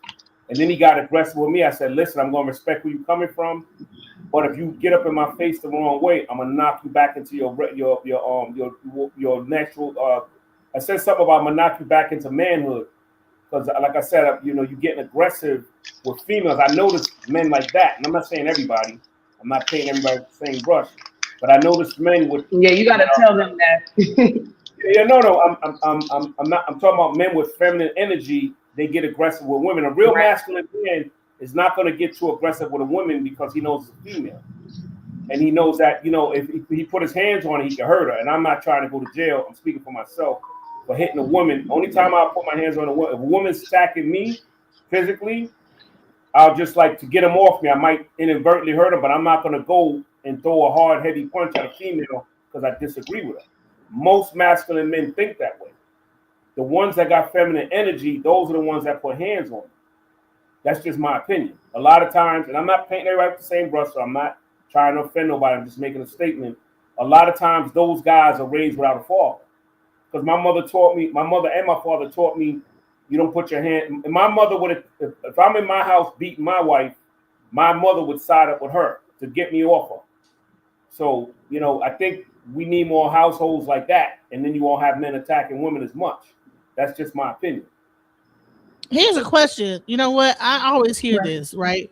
You don't even argue with women. Men should not argue with women. Why do you think that men should not argue with women? Because whoever that guy is, why it's millennial, he knows that he can't win that battle. I feel like I can't win that. I feel like I can't win that battle. I let them say what they want and I just let it ride. I'm gonna tell you why. It's because a man arguing with a man can go there with it, and not be abusive. But when a man argues with a woman, there is a line that could be crossed that could go into being abusive and being bullying. Man being stronger than a woman, man being that domineering, more dominant, like stature wise. So that is why men should not be really sitting up here arguing too hard with women. But I do want to say this is that with Taz, okay, so he's saying that why would her man be in the thing with? She was cleaning the house. She had a business. Girl, I didn't even feel like answering it. You don't even. I mean, if you want to, I didn't, because I'm like, clearly he's coming in on. Oh, she must have got a phone call. But so you came in on the end. So what happened is that she had boyfriend that she had a cleaning business and she hired her boyfriend. And the boy, I guess, they both probably was like in the struggle. And see, some people will say, why would you date a man that you would have to like help him get a job? And well, some of us is we believe in coming together with our man and working together and being in the struggle, whatever. So, she go ahead, Angel. I'll let you go ahead and tell the rest of that. No, I don't want to. He's annoying. That's why I told him to pull up. I told him to pull up so he could get clarity. He don't want to pull up, so then I'm not even going to acknowledge that anymore. Right. So you in the comments. Conversation. You weren't here for the whole conversation, so you really speaking on part of a conversation.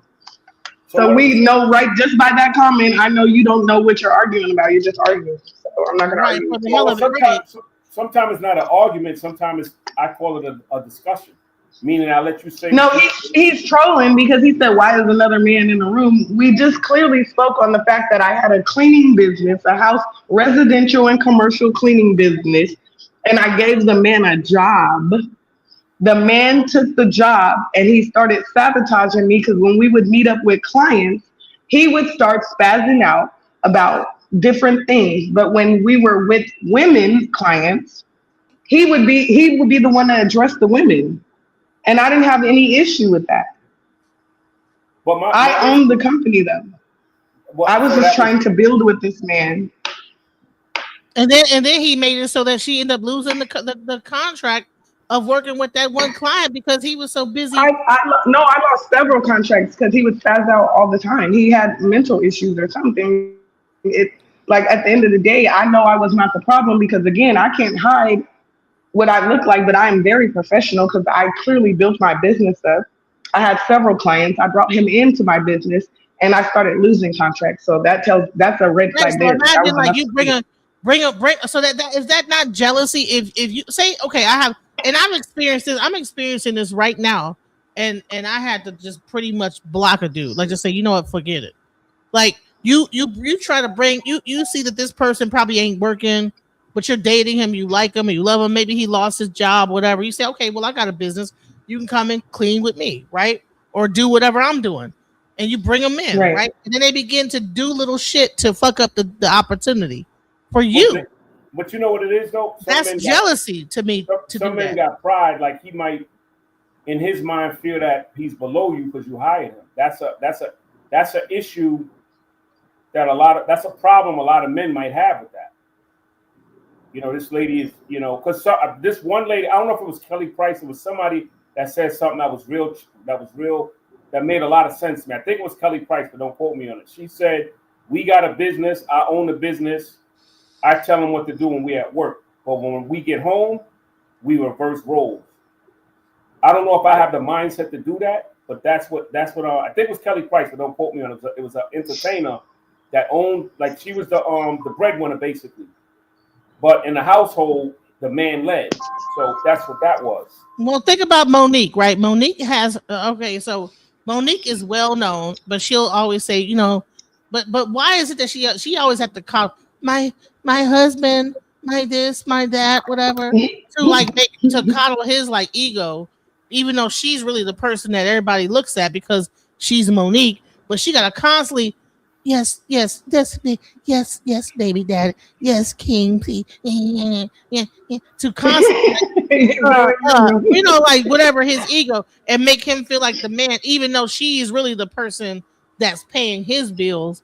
But you're my manager, and it's like on some like pimp shit. You know what I'm saying? Like, yeah, but no, DJ, because I am all about that. Like, I mean, yeah, my husband, my man, but. When your man is sabotaging you and things start going downhill when you're letting him lead, he's not a leader. Period, point blank. So then we have to reiterate from my man to you need to go sit down on the curb because you messing stuff up. No, you're right. But that's what I learned. Like I like to listen to people talk because that's what I learned. Because the lady was the breadwinner and controlled most of the businesses, and she had her husband as a partner, but technically. She was the owner and he was like the CEO, but right under her. But she said that sometimes a conflict because like she's telling him basically what to do at work because she was like his superior at work.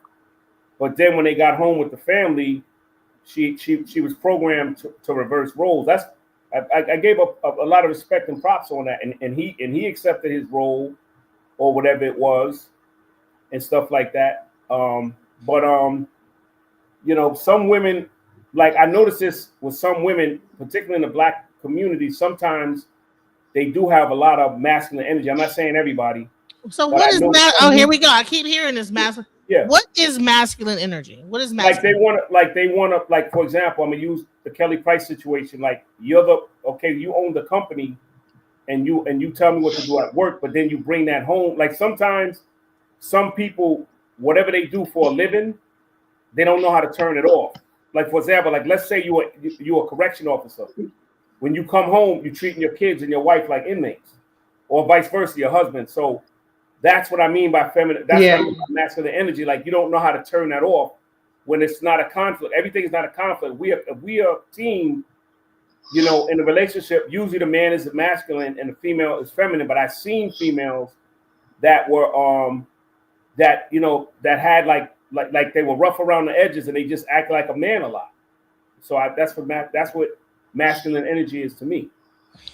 Well, I will say this, even though it was my business, I did let him lead. Like, he usually talked to the client, you know, I spoke with them on the phone, but when we addressed them in person, when we came, we were as partners. Like I said, I wouldn't have brought him into the business. I don't need him as a worker. Like, I could have did it by myself. I already had people working with me. It was just more of giving him an opportunity, because I believe that, you know, sometimes people be down on their luck and they need an opportunity. I don't know, you know, you don't know a person's whole story. So I don't judge a person by, oh, he doesn't have a job, so he's broke, I'm not going to pay you no attention, because you know, I'm just not that person. So I'm like, hey, I got this going. You can come join what I'm doing, and we do it together, right? We made sure we got the numbers right. He felt comfortable with the numbers he got. But it was more like, I don't think he can work with his spouse, period. And he wanted to kind of shadow me everywhere. Even if he wasn't working, like, he would say he doesn't want to work. Like, we would get there to a client's house and then he'd throw a tantrum and then he'd storm out the house and he'd go sit in the car, and then he doesn't want to work for the rest of the day because he's pissed off because he felt like I was sweeping the broom too long. You know, I don't know. It was. Yeah, that is manipulation and trying to sabotage. We gotta be and that's real what he was about doing. And let's talk about feminine energy, because I hate when men always talk. Y'all, a lot of y'all be masculine. Let's go. Entertaining and hilarious for self-proclaimed masculine alpha males to speak on wanting feminine women while simultaneously getting their Speedos in a bunch when women are actually feminine. What do I mean? Contrary to popular talking point, feminine energy is not submissive. Feminine energy is not submissive, nor is it dull and bland. Feminine energy is receptive, and feminine energy is creative. So the first character trait of feminine energy is to reject unsavory impressions from the masculine, to keep the feminine sacred. And two, which is to be creative. Makeup, hair, colors, and all things that are creative are feminine in nature. So if you're so masculine, stay out of feminine women's business and appreciate being rejected, because that's what feminine energy does. I find when men say, "Well, y'all feminine, y'all acting masculine." Well, sometimes that rejection. Sometimes a woman really being a woman and not just taking anything is feminine energy. You know what I'm saying? Not just falling for the okie doke of anything. That is when a woman steps up and says, "No, I'm not going for that." That is her exercising her feminine energy to choose.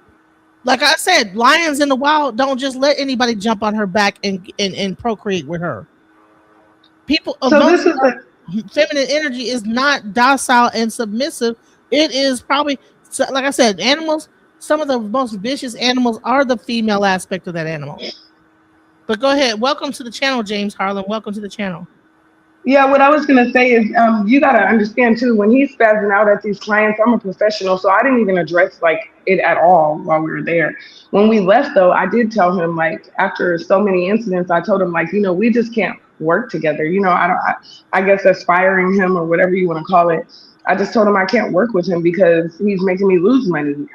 I'm building a business and he's coming in. And instead of him, this is the thing, it wasn't even so much that he had a problem, it was the way he was addressing the problem. If he had an issue, he could have pulled me outside and we could have spoke on it. And he could have said, hey, I don't appreciate this. I don't like how you move in this way, or whatever the case may be. He didn't do that. He's going off, slamming these people's doors, throwing stuff. Like, you're in somebody's property. You're on somebody's property, right? Intentionally trying to sabotage the situation. Come Thank you. I mean, come on now. He's a grown man. You know what he's doing. He know what he's doing. The one mistake you made is this is just what I'm observing. The only mistake I feel you made was when he came in. You should have had the mindset was, when we here, I'm the leader. You do what I say. Don't say too much to anybody because I don't want you talking me out of making money. And then you just got to follow orders. Just sit back and be like a silent partner. That was the mistake you made. Go ahead. No, Barack. I was calling you Obama, but I just realized it's old drama. But no, the thing is, I had many conversations with him. Again, I addressed the situation once we left the client's house because I'm a professional. So, I separated the two, being that I'm at these clients' house. I'm not bringing drama there. So we're going to leave once the job is done. He would throw a tantrum, then he'd go sit in the car, and I'd let him sit in the car. But then I had to go now tell the client. You're missing my point. You're going off subject. I'm not disagreeing with what you're saying. I'm just saying I would have played it different and that wouldn't have happened. If I was in your shoes, I would have said, you let me address the clients. If they got anything to say that the business that you may or may not know, let me answer it. Let me be the mouthpiece, because that's what'll happen when you let him be the mouthpiece. But here's the thing, he wasn't the mouthpiece to the clients. Right, that's what I was trying to explain to him, but it's okay. So yeah, he was not the mouthpiece. And I spoke to the client on the phone. I arranged everything. I never let anybody control over. Those were my granddaddy clients. They've been my clients. He never spoke to them. He would be on one page when we would head to the client. And then when we would get there and we'd start cleaning, like for instance, I would tell him, hey, you start on this and I'm going to go start on that. He would leave what he's doing to come monitor me. And then he would throw a tantrum and start going off. And a lot of times, like I said, it was intentional because a lot of times the client wasn't even nowhere near me. Like these are huge houses. They would be on a whole nother floor. I felt like he was just really not wanting to work. And he was low-key just jealous of me. Like, he just sabotaged my business at the end of the day because... Right, and then she ended up losing the client because he's slamming people's doors. He's storming out. He's arguing with her in the household while they're trying to be doing their job. That is intentional. You can't tell me it's not. Can I ask a question? Go ahead, James. Go ahead. Welcome. What's up, man? Welcome, James. Go ahead, brother. Thank you. This is a great broadcast. And my question to the young lady, seeing his characteristic, why didn't you just relegate him to being the water boy, coffee maker, whatever? But he was ill-equipped to positively contribute to your business. And once you seen that nigga should have been going to the store, getting everybody lunch, or just get him out the way. Still pay him. I mean, that's what you do. But once you realize that what you're working with, I mean, now it's on you. I mean, I briefly touched on the story because we were speaking of jealousy, but yeah, I mean, if you want to update, yeah, I did get him out of the business. And then afterwards, he became a stalker of mine because he started hiding in bushes outside my house and all kinds of other stuff. So we did part ways, though. That story ended horribly, but we did part ways. And I must say, to both of you young ladies, y'all are the kind of women that brothers yearn for. Well, in particular, a brother like me. And I think we spoke, Genesis, we spoke the last time I was here, how I would always support any woman that I'm with. And I would be even more diligent with someone who has so much to offer, or if they're making more than me, I have to check myself and realize that it ain't about you feeling less of a man because you ain't got more bread than your woman. There's a whole bunch of people in this world that you ain't got more bread in. You know what I'm saying? When you look at when you look at it holistically, so why would you choose your woman to hate on or think crazy about? I mean, it's just inconceivable for me to live like that with somebody who sees favor in you and wants to build with you. Is just inconceivable for me to try to sabotage that relationship primarily because she makes more money to you and being jealous. That's an immature person. And when I say immature, anybody, you could be at any age and be an immature person. You know what I'm saying? But you have mature people who are in their 20s or whatever, but you just happen to find somebody who was just crazy, or who wasn't there yet at whatever point in their life. Hopefully they'll get there. But now, you know what I'm saying? I mean, if you love somebody, you want to be with somebody, you got to handle what comes with them. I mean, if they have kids, they got a great job, make a lot of money, they're not going to always be there. If you make I think, and I'm talking a lot, and thank y'all for listening, but if you make a decision to be with that person, then you got to be with that person. Can't be in 1 foot in, 1 foot out. I mean, it's just ridiculous. But I land with that. And so this guy, T-Benz, old men always on some subject. And he the one with a wife just telling women what they want. You a clown. See, that's the problem that y'all have, man. When you have a man, come on. It's like, well, we're talking about what our grievances are with these men.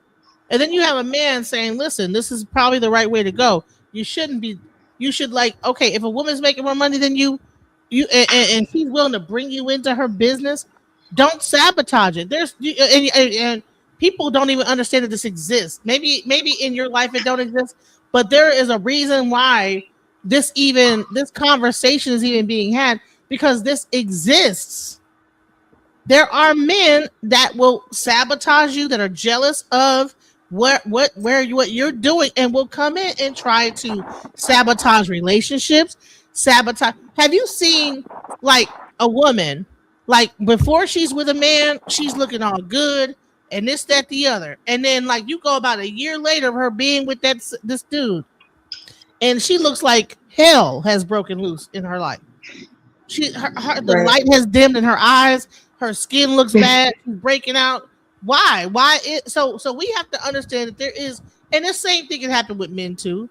But we're just talking about the male aspect of it, because I'm a woman. You know what I'm saying? I'm a female. So I'm a female. Y'all females. You know what I'm saying? So I'm a woman. So therefore, I'm trying to understand why men can exude these types of behaviors and pretty much sabotage relationships, because I'm experiencing it. That's the reason why I literally go ahead. Draining your energy. Thank you. If we came up here and changed the perspective and spoke from a man's perspective, right, then they would respect it. But the fact that we're speaking on women, everybody in the comments keeps saying, "Oh, but women do the same thing." We're not speaking on that right now.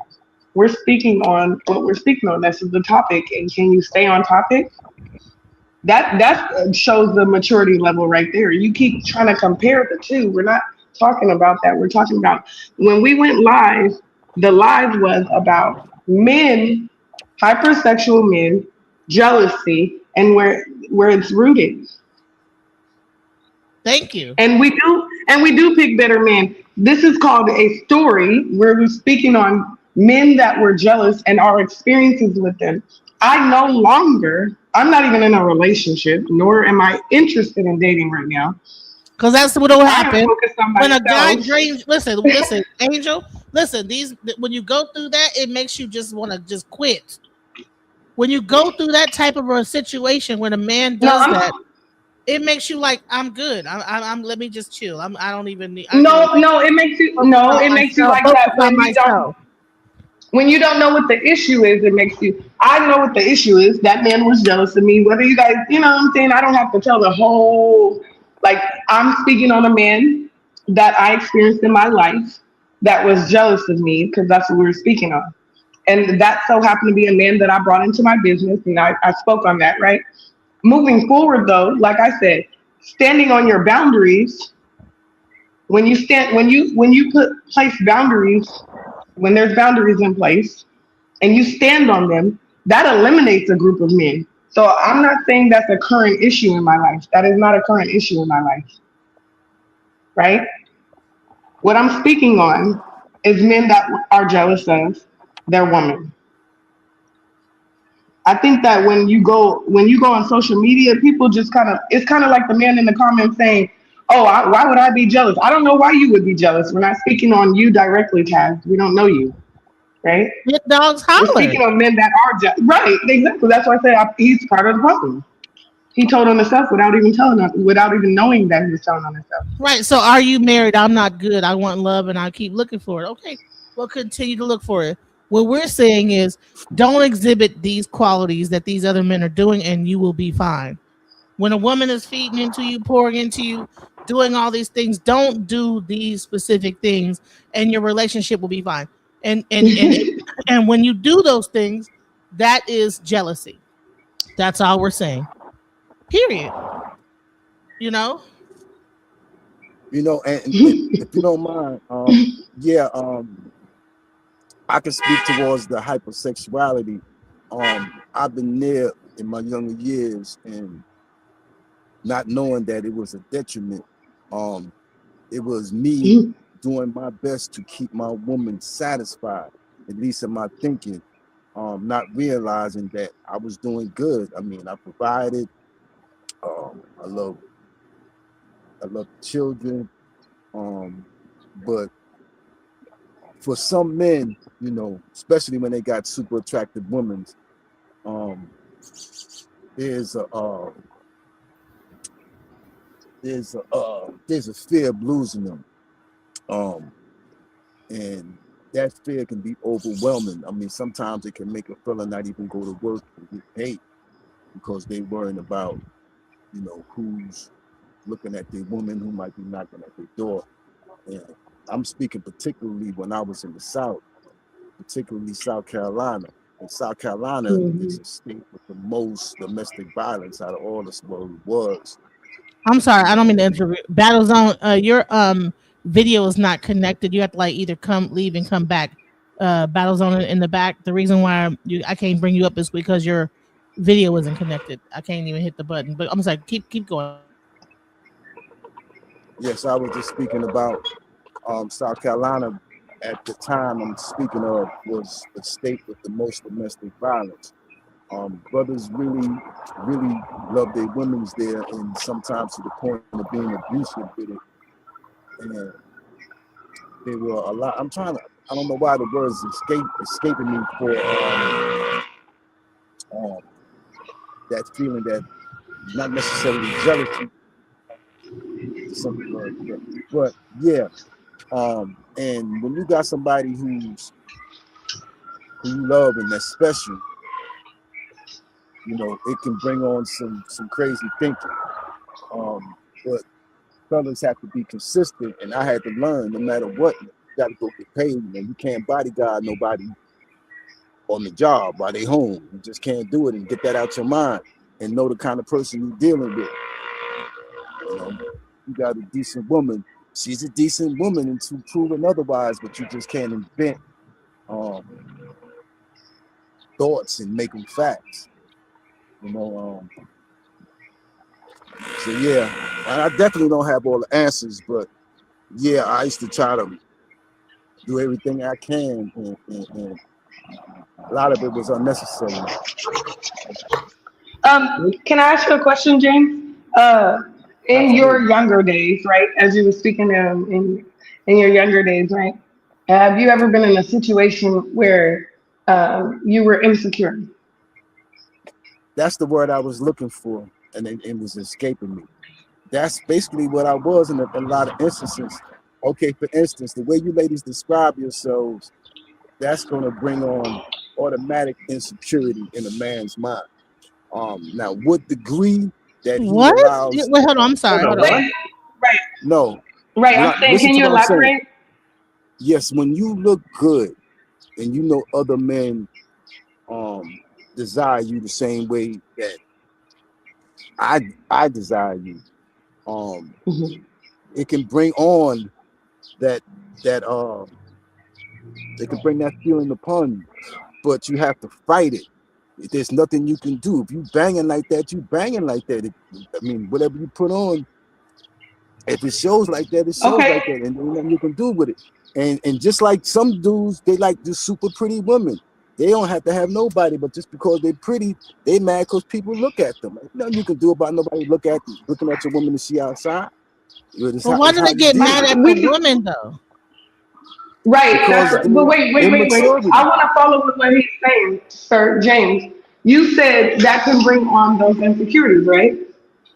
Okay. Absolutely. And when those insecurities came on, as a man that is now changed, right? Being transparent. When you were insecure in that situation, did it manifest out as jealousy? Not jealousy in your of my behavior. woman. Not jealousy of my woman. Just jealousy, period. We're just speaking on jealousy. Yeah, so I where mean, you were now, now you were jealous, right? I wouldn't use the term jealous as far as mad because she's getting the attention. No, I would be jealous of another dude paying maybe too much attention or come around too much. Yeah. And I'm not dude. I'm going to check that immediately. I'm not going to just let that simmer. I'm not. Yeah. But see, you're not getting to the root of it. Okay, so I would never be jealous of my woman. I ain't built like that. Oh. I appreciate. So when that jealousy arose, did being transparent, did that make you behave in a certain way? Let's say. No, because use the word transparent. I'm a transparent person. I'm gonna step to her, be like, yo, baby, what's up with this? What's up with that? Yo, don't have no nigga come to my house when I ain't home or that right there. Whatever issues I have, I will address them. Okay. I'm not to say he wasn't addressing them, he was, but okay, if you're in Walmart with your woman, this woman, right? And this woman looks good, so there's people looking at her, right? And that insecurity flared up in you, which then caused you to be a little jealous. And you then, how would you address that situation? Why are you addressing her? She has nothing to do with that. She's being herself. So why would you then feel like there's something to be addressed? Thank you. See, hold on. Let me. Thank you, Angel. Exactly. See, men don't realize that when they're doing that is actually jealousy of the woman. They don't understand that this is because you're attacking her for what someone else is, how their actions are towards the woman, and all she's doing is she's oblivious. She's just being a woman, and you're upset because of how other people are interpreting her, and then you address her and say, well, she's wrong. That is showing jealousy toward the woman and the attention that she's gathering. Ridiculous to me. That would be ridiculous. Am I right, Angel? Do you get what I'm saying? I totally get it. I'll try to break it down a little bit so he can understand. Because I mean, he probably don't operate like that now because he's an older gentleman and he's probably done some work and been through some relationships to where, if you don't evaluate yourself, you're sitting here saying, okay, so yeah, I did get jealous, and then I'm gonna check that right then. Why is there anything to check other than yourself?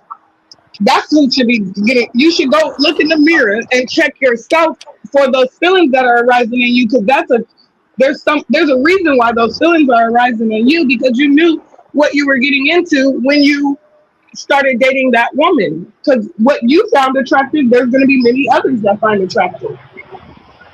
Right. Okay. Now y'all must admit, they are women who purposely do things to make their men jealous. And we ain't speaking on that because I'm not one of them women. I had absolutely no reason to be jealous of her. I'm speaking about myself in the instances where I was jealous.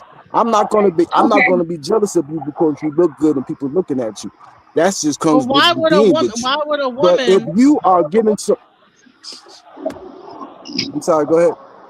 Why would a woman intentionally want to make you jealous? I mean, why would a woman want to? Why would some women want to breathe air? They just do.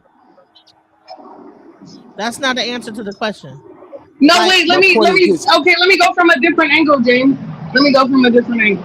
Let's not talk about the physical, because there's women out here that, like my dear friend DJ, they might not be shaped like an hourglass, but she gets attention because her aura speaks, her energy is lit, bright, right? She knows she's charismatic. So at the end of the day, whatever the reason that people are drawn to her, right? We're not going to speak on physical because it's kind of like focusing on physical. Whatever reason people are drawn to her, why would that flare up insecurities and jealousy out of that man that she's dating with? Well, I can speak towards insecurities. Insecurities can be a tool that you use to better yourself. That's what I've learned. If I feel that if I don't do this correctly for my woman, somebody else is going to do it. That's going to motivate me to move in a direction to do what needs to be done. And then that would erase that insecurity. Now, as far as jealousy, when I was saying some women just do it because it's just like breathing. There are women who want to maintain their relationships and unfortunately they feel like keeping their man on edge is the way to do it. And they do things that will enhance whatever jealousy he has in him, to the point where it could be detrimental, or it just could be he's definitely unhealthy. But there are women who do things like that to men. I had it done to me, and it's not a good thing. You can't be with nobody like that. Can you give me an example so we impossible can understand where you're coming from? Because what I'm hearing is because I didn't hear an answer to her question, right? I heard the definition of insecurity and why what insecurity is and how you should deal with insecurity. But if a woman is just being herself, like she says, I'm not hourglass shaped, I'm fat, whatever. People love to point that out, right? But No, it ain't about shape. It's just charisma, period. Just the fact that people are drawn to you. And this man is sitting on the sideline, like the one that you showed with the birthday person. He's sitting in the background, they're singing happy birthday, and he's looking pissed off because it's not about him. It's not about him. That's what we're talking about. There are people out here, there are men out here that when a woman is getting too much attention, when people are drawn to that woman, that will innately feel jealousy, and they will not. Everybody else is happy celebrating, and he's up there looking like Stonewall face, right? So It maybe it might sounds like not a be tinge of narcissism. It sounds like a Right. tinge of There you narcissism. go. There you go, my guy. There you go. We get to it. Finally, we get to it. No, there you go. I'm just looking for some transparency, man. I appreciate you getting up here and just being real, because it's so many people in the comments playing games like these people don't exist. Come on now. And yes, there are women too that exist like that, but we're not speaking on that. We're the subject when we went live. We're gonna stay on that one. And the narcissist, right? Break down the narcissist. What is the deep-rooted issue of a narcissist? I've dealt with some, and I fought against being one my whole life because I realized the kind of person that you are if you're a narcissist. It's all about you. Nobody can be better than you. Is it competitive? Just Is all it about you. competition? There's no competition when you're a narcissist. Competition can be healthy. When you're a narcissist, it's like nothing. I'm the king of everything, point blank, period. Go do this right now, type shit. That's how I see it. And it was like, okay, like, I'm sorry. I remember the last time I talked with you, in the comments or in the chat, I wrote, because I like the way you look and everything. I'm like, yo, me Tarzan, you Jane, you go cook. Did y'all hear that? My alarm is going off. Did y'all hear that? Me Tarzan, you Jane, you go cook. Okay. I think you typed that into the chat one time when I was talking about something. You typed that in. Yeah, I think you did yeah. that one time. You know what I'm saying? But he's right? So, but I wanted to give you an example for the people that if y'all haven't seen it, like just showing like the example of how it could be so obvious jealousy, right? Within a situation like this, right? Let me show it again because y'all might have missed it. I'm gonna show you here, all right? Watch, I'm gonna play it. Watch this. I'm sorry You two can exist.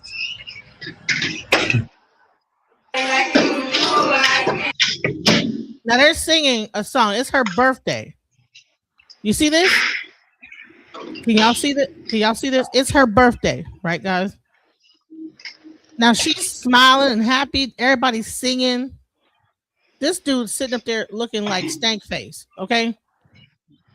Why would a dude do that? Why is he looking like it's the worst day of his life? I've said it before, but I'll say it again. How a person behaves on days that are specifically about you, celebrating you, your big day, your big opportunity, any moment that the spotlight is on you will tell you everything you know about that person. Not just your mate, your friend, your family members, when it's your promotion, your graduation, your birthday, and they look like they're frowning up like he is. They're picking a fight with you the day before your big exam. They're not happy for you on your graduation. They move out the day before you graduate. Like, people go out of their way to try to ruin special moments for you. And just because they're with you doesn't mean they're not jealous of you. They could be jealous of how much your friends love you, how much your family loves you, how much attention you get from random strangers. There could be any number of reasons, but don't think somebody who seems to be miserable every time you're being celebrated isn't them being jealous. Someone who loves you would never ruin your special moment and selfishly make that moment about them.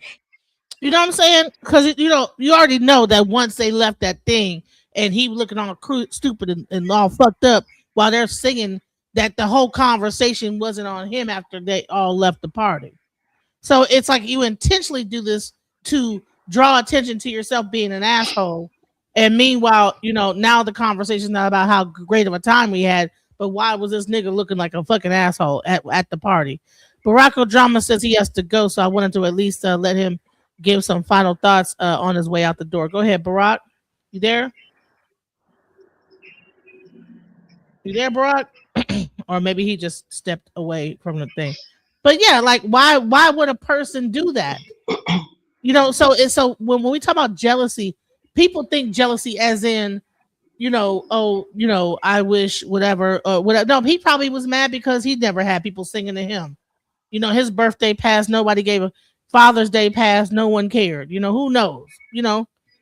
But let's hear some more from a male perspective about jealousy, because I think that people think that okay, it's these women up here bitching about men. No, let's go. I've heard women say that they feel like their husband or their boyfriend is kind of jealous of them, and that's crazy to even think about that, because I mean, as a man, how could you even be jealous of a female, bro?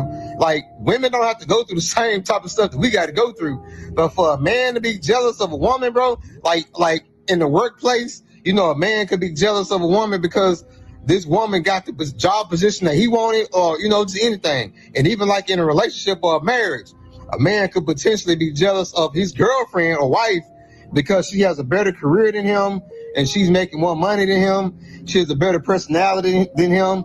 She attracts, people to her. People are drawn to her, and they're not so drawn to him. And then he can learn to be, grow to be jealous of that. And even like when they split up, like when a man and his woman split up, let's say they had kids together or something, and if he just fall off, like he just fall all the way off, and get strung out, or he become so irresponsible he can't keep a job, and he just hit rock bottom. But the woman, she went up here, she climbed the ladder, she's getting better since he been out of her life. And now, do you think the man could look back at that and be like, dang, so why, like, you know what I'm saying, and he'll be jealous, and he can't figure out why she got the things she have now that she done split up from him. You know what I'm saying? Like, that's a possibility too, because like I'm sure it's some men out there that are jealous of they woman, bro. Not even that. And let me tell you something. What they'll do. They'll circle the block, come back in your life, and try to sabotage shit. That's the type of shit that I've experienced. They'll come back in with the lovey-dovey and gaslight and love bomb you, and then bring the same bullshit that they was doing before. They'll do it for a second, you know, and maybe that is narcissism. That's what I'm trying to talk about. Now, this happens with men too, but we're talking about, I mean, with women too. I mean, women could do the same thing to men, but we're talking about men right now, and we'll have a conversation about the women too. You know, right now we're talking about the men. So, what you gonna say, Angel? Oh no, I wasn't going to say anything, but I do want to address a comment. There was someone that spoke in the comments and said that the way you date. Oh my God, there's so many people commenting. I'm sorry. They said your partner is a reflection of you at the stage in your life. Good point. That's actually so, and I agree with that, which is why I led with, at that time, that person wasn't healed, or whatever they were going through, their trauma, sexuality, demons that they're fighting, and I also had mine. If you don't put in the work, though, that is what you're going to continue to attract, right? I spoke on that earlier, and when we told the story, I held myself accountable about the situation. I didn't put all the blame on him. We were just speaking on it being jealous. At the time, I do feel like that I lacked boundaries. Most definitely. Me too. At that time, I boundaries. lacked out, and then my picker wasn't that good. Choosing the right man. I mean, because if you lack boundaries, then I skated all through my situation because I lacked boundaries. He was saying the mistake I made was not addressing the situation. I addressed the situation many times, but I allowed him to continue to work with me to where there was multiple events that happened with my clients to where ultimately, like you said, I lost contracts and all kinds of things, but that was a life lesson learned for me. But we're just speaking on that situation. Angel, I got a question for you. I use that situation as an example. Yes. Now, do you feel that when all that was going on, that you were in your feminine energy? Do you feel like you were acting masculine? Were you being overly argumentative? No, I was not. Were you being overly argumentative, or were you more submissive to that man? I submitted to him. That was the point. I submitted to him, and he took me down. Thank you. Thank you. That was the problem. I didn't have no boundaries. I swear to God. I let him do as he pleased. It be the ones that you submit to that will treat you the worst. But when you step up and have boundaries and say, I'm not putting up with this shit, then that's when the right dude comes up. It weeds out the bullshitters, which is why I'm single right That's now. why women, there's a lot more bullshitters out here than we have to be masculine to cut the bullshit. Because we be too I don't feel like that's masculinity, though. Like I've got a goddamn a stamp on our head saying doormat here, walk on top of it. That's what happens. So y'all need to cut that bullshit about women being masculine. It's bullshit. No, you want a doormat is what you want. You want a doormat you could like walk on top of, treat like shit, and that woman's gonna still be there waiting for you when you come back, cheating on her, whatever the hell dumb shit that you're gonna be doing, and ghosting her, being not communicate, whatever the hell dumb shit that niggas do. And when you're done with that, you come back and shit and poop on her and whatever. Like she's a toilet. And when women step up and say, I'm not putting up with no more, now they're being masculine. Bullshit. That's what I'm talking about. He said you can tell she ain't never been submissive. Oh God. Maybe the gamble away. Submissiveness goes a long way, especially with men. It really does. Like me, I mean, I don't need my woman, crawling on the ground, picking up, I don't know, stuff off the floor with a toothbrush or whatever, no.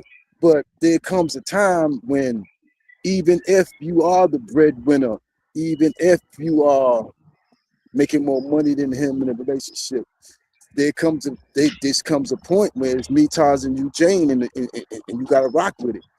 So you gotta know You gotta know what's your lane. Can't always be, you know, you the one with the shoulder pads on. I'm the one on the side with the whistle, the referee. No. We on the same team. We playing together. We all geared up.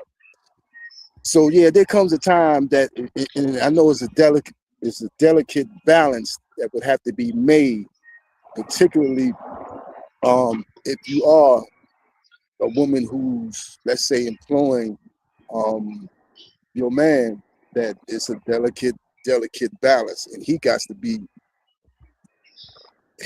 with it. You know what I'm saying? He can't get in his feelings. I mean, if you know the job, you gave him the job.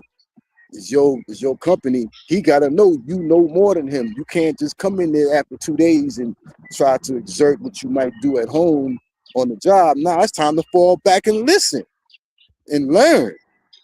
You know, and I mean, you just got to be able to do that.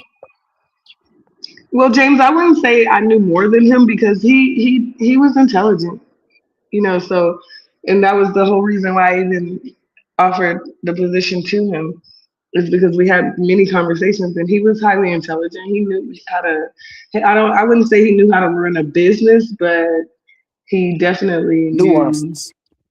some The things, nuances. and we could balance each other out. But there were some things he needed to work through, I feel like, and myself.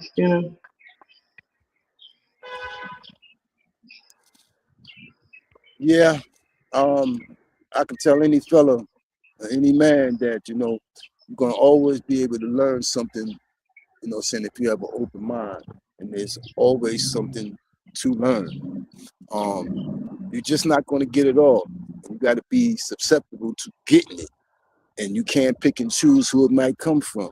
Okay, I'm an older dude, but I gotta listen to that nigga who's 20 years old when he's saying something right, especially if it's something that I don't know about. I'm gonna have to humble myself, fall back, and try to absorb whatever wisdom this younger person is giving me. You know what I'm saying? And that's just how life is. You're just gonna have to tap out sometimes and listen. I was older than him. Only by a few years, but I was older than him. Me too. Right. By about 5 So let me years, guess. and the nigga, come on. Maybe we need to be dating like old, Your like 50, favorite football teams? 70-year-olds or something, huh? No, I was gonna say your favorite football team is the Cougars, right? Your favorite No, football like team maybe is it the might have been a Cougars. few years. It ain't like it ain't. We not 3 years older is not a cougar. Now, if he was like 30, but no, like about 4 or 5 years older, that's not cougar territory. You might have went to the same high school, and well, you was a senior, he was a freshman.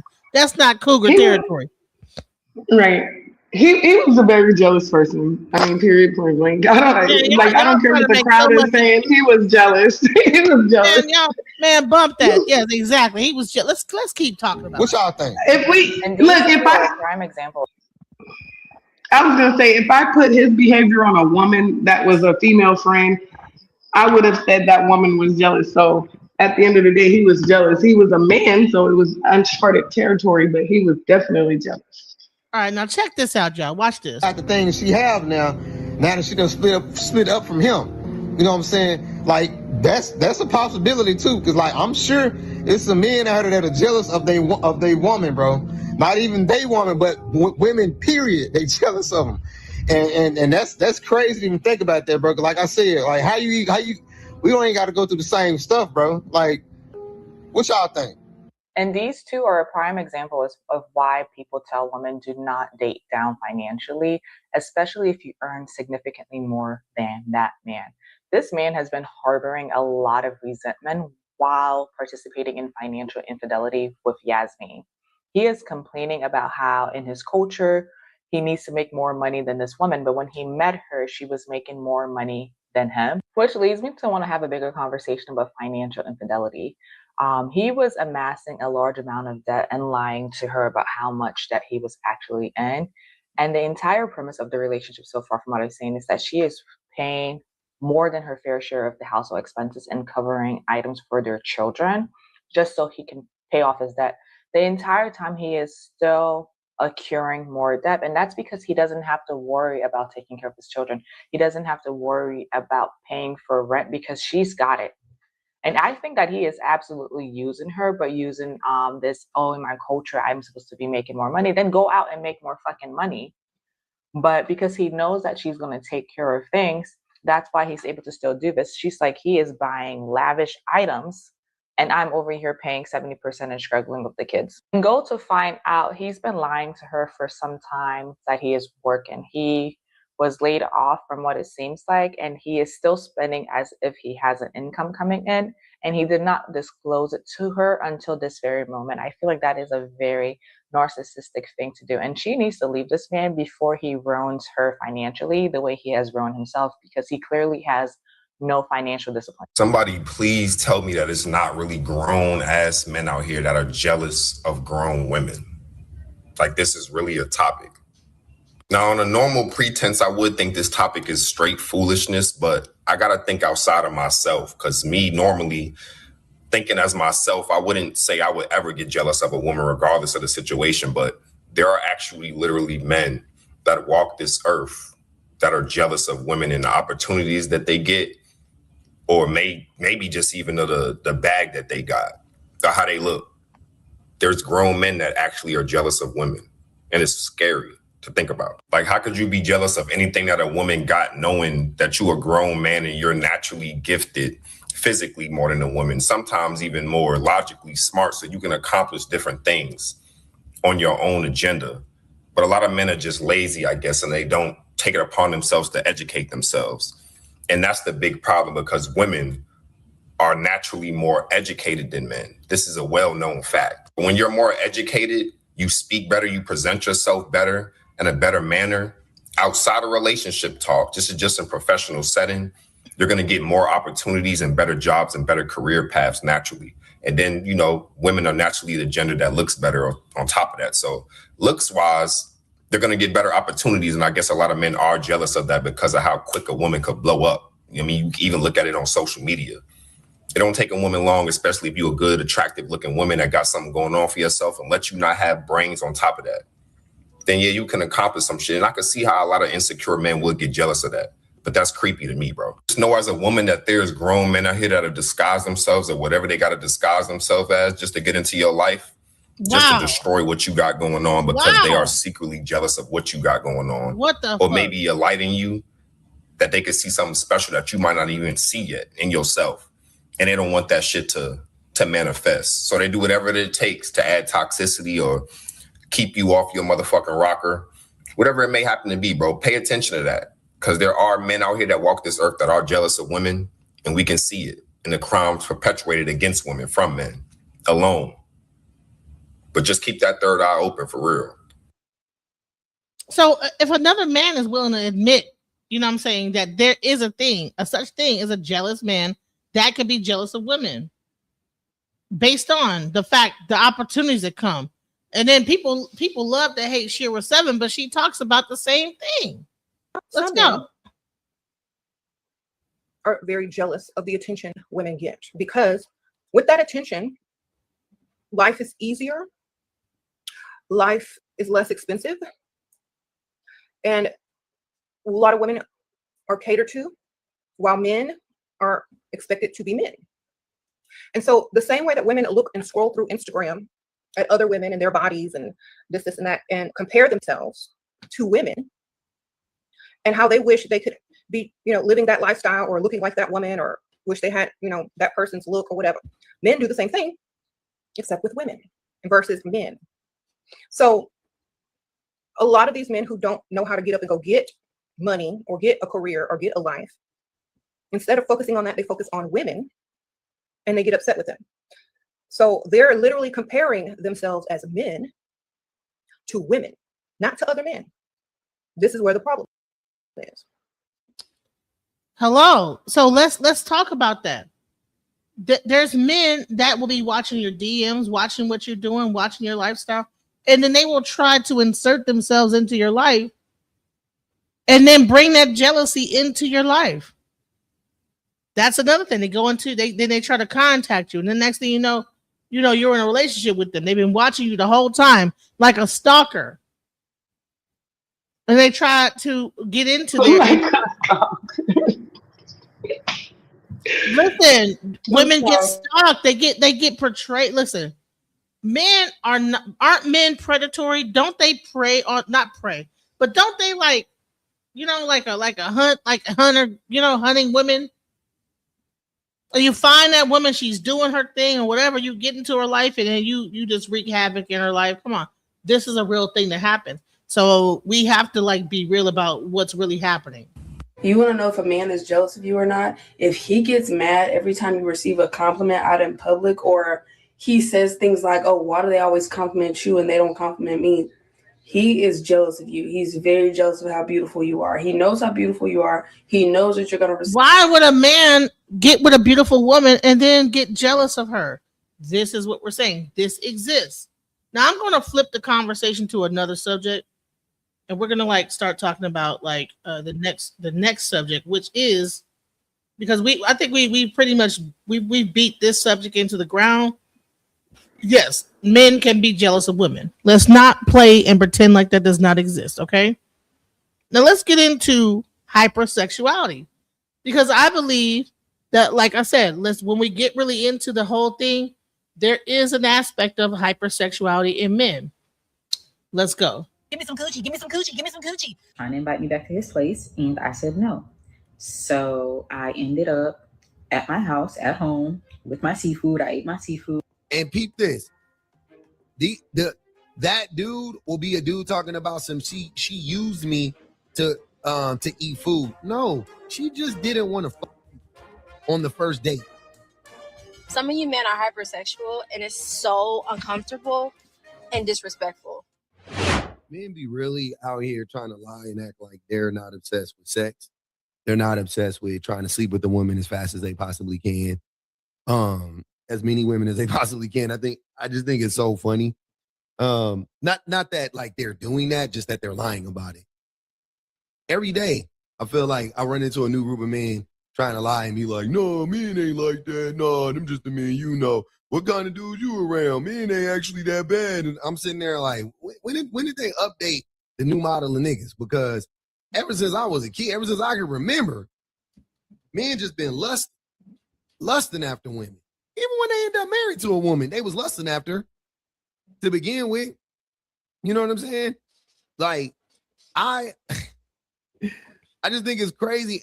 And the thing is that it is ruining men's potential. Like, men could have healthy relationships with women, but y'all ruining it from fucking lusting. I cannot stand a lustful nigga. Give me some coochie, give me some coochie, give me some coochie. Like, what the fuck? And then, like, the lustful ones that have kids, why are you acting like you ain't never been in a coochie before? You have living proof that you have had some coochie. Calm down. Damn. The men's be lusting. The men's be lusting. Let's show how the lustfulness is actually negatively impacting these experiences that men are having with women and just kind of fucking up the whole dating experience. And it has always fucked up the dating experience. Just FYI, like, this is not a new phenomenon. The internet is relatively new. Social media is relatively new. TikTok is relatively new. These experiences are not. These experiences are pretty fucking old. I'm at the car wash. Now, before she gets into her story, I'm gonna say this. Like, the one weird thing that men do is when you, especially if you meet them online, send me your picture. They will. I've had dudes like say hello and de-pick immediately. Like, what? Like I don't want to see your penis. Like, what? Imagine if you met a person in real life. Because I think that the internet, you know what I'm saying, allows people to do stuff that's really would be considered like creepy in real life. If I meet you and I want to say, hey, he says, hey, you know what I'm saying? Because I mean, people be at the gas station. I might be going in. A guy will say, hey, hey, whatever. They might like try to holler at me. But imagine that he just whipped his dick out in the middle of the fucking gas station. You'd be like, you're a fucking weirdo. Like, what the fuck? You know what I'm saying? But why does a man feel like that you can meet them on a dating app and the moment you say hi to them, they could just throw their penis on top of their and take a picture and send it to you? Angel, you got any thoughts about that? Girl, I'm over here laughing harder because I'm like, no, why do they do that? I don't know why they do that. I feel like that they have an intention, an agenda, and that is to sleep with you. And really, no, it's deeper than that. It's not just to sleep with you.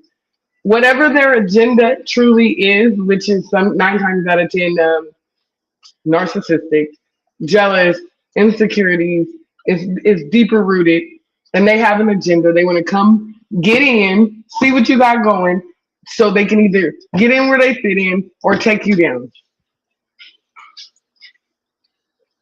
Because who does that? They want to take you down. No, for real. I mean, literally, who does that? They were sent by the enemy, period. I don't care. From hell, the enemy from hell. Like who? First of all, in order to even send a D pic, okay, there's preparation. There's the whole thing that has to be done, right? Because you can't just send it. You can't send it flaccid. They have no personality.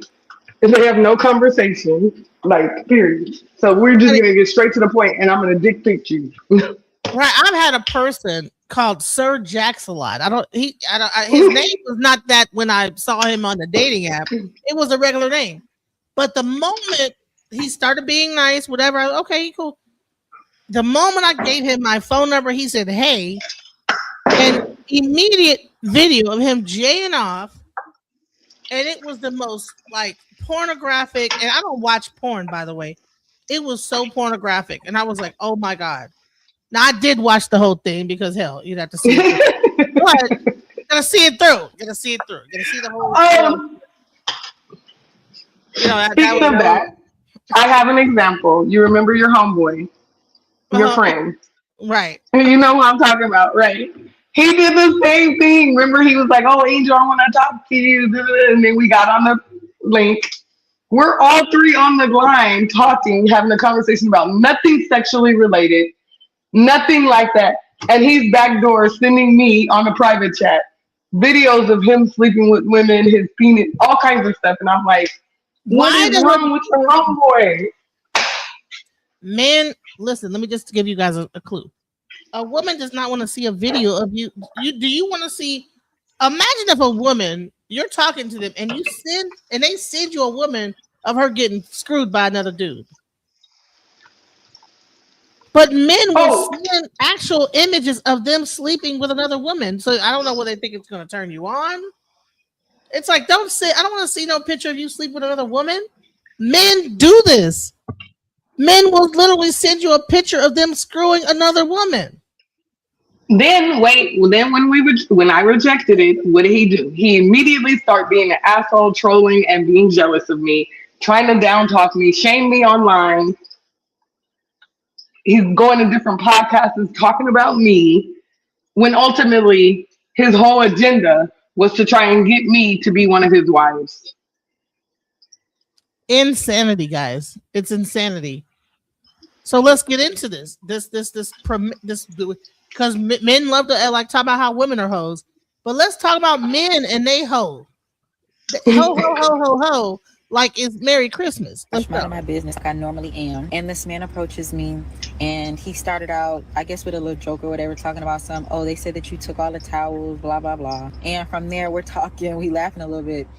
And I'm like, hey, if you're gonna stand here and talk to me or ask my number or something like that, can you at least get this rag and dry off my car, like dry off the outside of my car?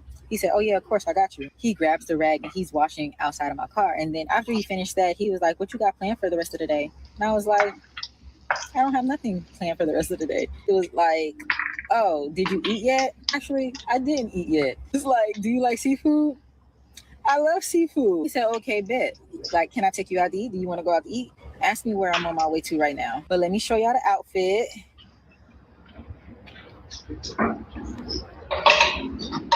No girl. Okay. She look cute. I told myself that this was going to be the summer that I'm going everywhere. You inviting me and I ain't got nothing to do? Yes, I'm coming. Yes, I want to go. Please involve me. What time do I need to be ready? Because I'm coming. All right. No problems there. Seemed organic.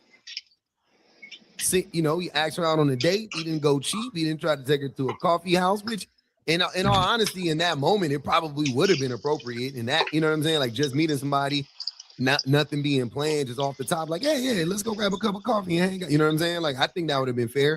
But he asked her, did she want to go eat seafood? Because he wanted to go eat seafood, which he trying to tell me all the time about taking a woman out on a date. I'm like, why are you acting like you don't want to go out yourself? You're just bringing a woman with you. Like, you might as well pay for her. I don't get the whole, like, I'm not paying for dates when you want to go too. Anyways, so it seems nice, right? It seems very cool. After I heard the story,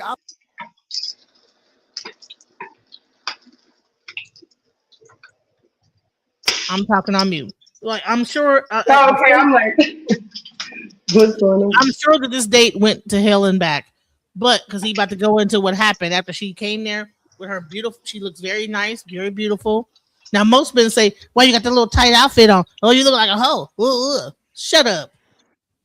The fuck up. You know what I'm saying? The fuck up, bro. She's a woman. She's gonna be beautiful. Why was she? What's she called? Going there with a moo on? And yeah, and then he'd be mad because he can't see her boobs and her titties and whatever. Be like, oh, yeah, I'm good. All right. You know what I'm saying? She like to look cute. Let her look cute. But here's the thing is that he asked her out. Now, guys will say, what you bringing to the table? These women always trying to bring us. You know how many men I meet that'll be like, oh, I be meeting girls on Facebook and the first thing they be asking, they would just want a meal. They want me to give them a meal and, whatever. When low key, you can buy your own meal. Like, come on. Bro, I could get listen. Last time I went on a date, I was like, no, I don't need you to buy my food. And he probably wasn't even like that. I was like, no, I'm good. Okay, I got my food. Because I don't want you to have nothing over my head. That's crazy that we have to resort to that because if this guy asked you out, why should you have to buy your food? That was the norm. That used to be the dating rule. If a guy asks you out, then he pays the tab. All right, but let's go. I'm sure this went to hell in a handbasket. Let's go. I actually swiped off the page, didn't think anything of it. But then I was doing some I saw some other stuff. I was like, wait, let me go back. Is there an update to that? Boom, lo and behold, there's an update to the story. Y'all, it's no update for real. We went out to Lotus Seafood. We laughed, we talked. The vibes are nice. The food was amazing. And he was trying to see what I wanted to do afterwards, if I wanted to do something afterwards. What do you think? You just met this woman. You met her at a car wash. I was washing y'all cars. She was willing to go out on a date with you. You took her out on a date. You didn't want the date to end. I got that. Me personally, I ain't gonna even hold you. I would never ask a woman to go back to my place on the first date. Thank you. I've never initiated that before. Not on the first date. Definitely at some point in time, but not on the first date. I just always thought it was too forward. Take notes, guys. And it's not to say that I didn't end up at my place after the first date or on the first date. I'm just saying I've never asked a woman to come to my house on the first date. Again, I think that is very forward, very presumptuous. I think it sends the wrong signal, so on and so forth. This is me. I'm 44 now. I knew this when I was a fucking teenager. I thought that was weird. I thought that was a little bit too much, a little bit too forward. What do you think this grown man asked this woman? Let's stop. What do you think, James Harlem? If you meet a girl on the first date, would you ask her to come to your house? Give me a second. Let me turn my TV down. I made it to the house. It depends on the woman. Like I said, one thing I learned is that there are no absolutes. Say, for instance, there aren't any absolutes, and sometimes you gotta go with the moment. Trust your instincts, but yeah, it depends. So I can't say no. I'll be fronting. So do you think? What do you think? Do you think that he asked her to sleep with him the same night? It's possible. I mean, I've done it and had a sustained relationship with as a result of it. But It just But in the there's same nuances. breath, guys will call that same woman a hoe. No. I mean, some guys. So men need to make up their goddamn mind. That's what I'm gonna say. Some do you guys. do you want the first date sleeping with the woman, or do you not? It just depends. It's nuance. Is she a hoe? If she does, why does it depend? Okay, look at it like the goal this. of the man is to sleep with the Supposedly- woman. If she gives it to you, then she's a hoe. What is it? Like this?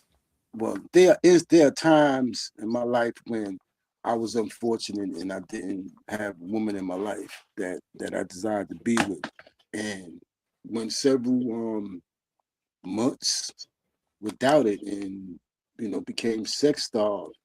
And it's not so much when Sex starved. Sex starved when you're not having sex.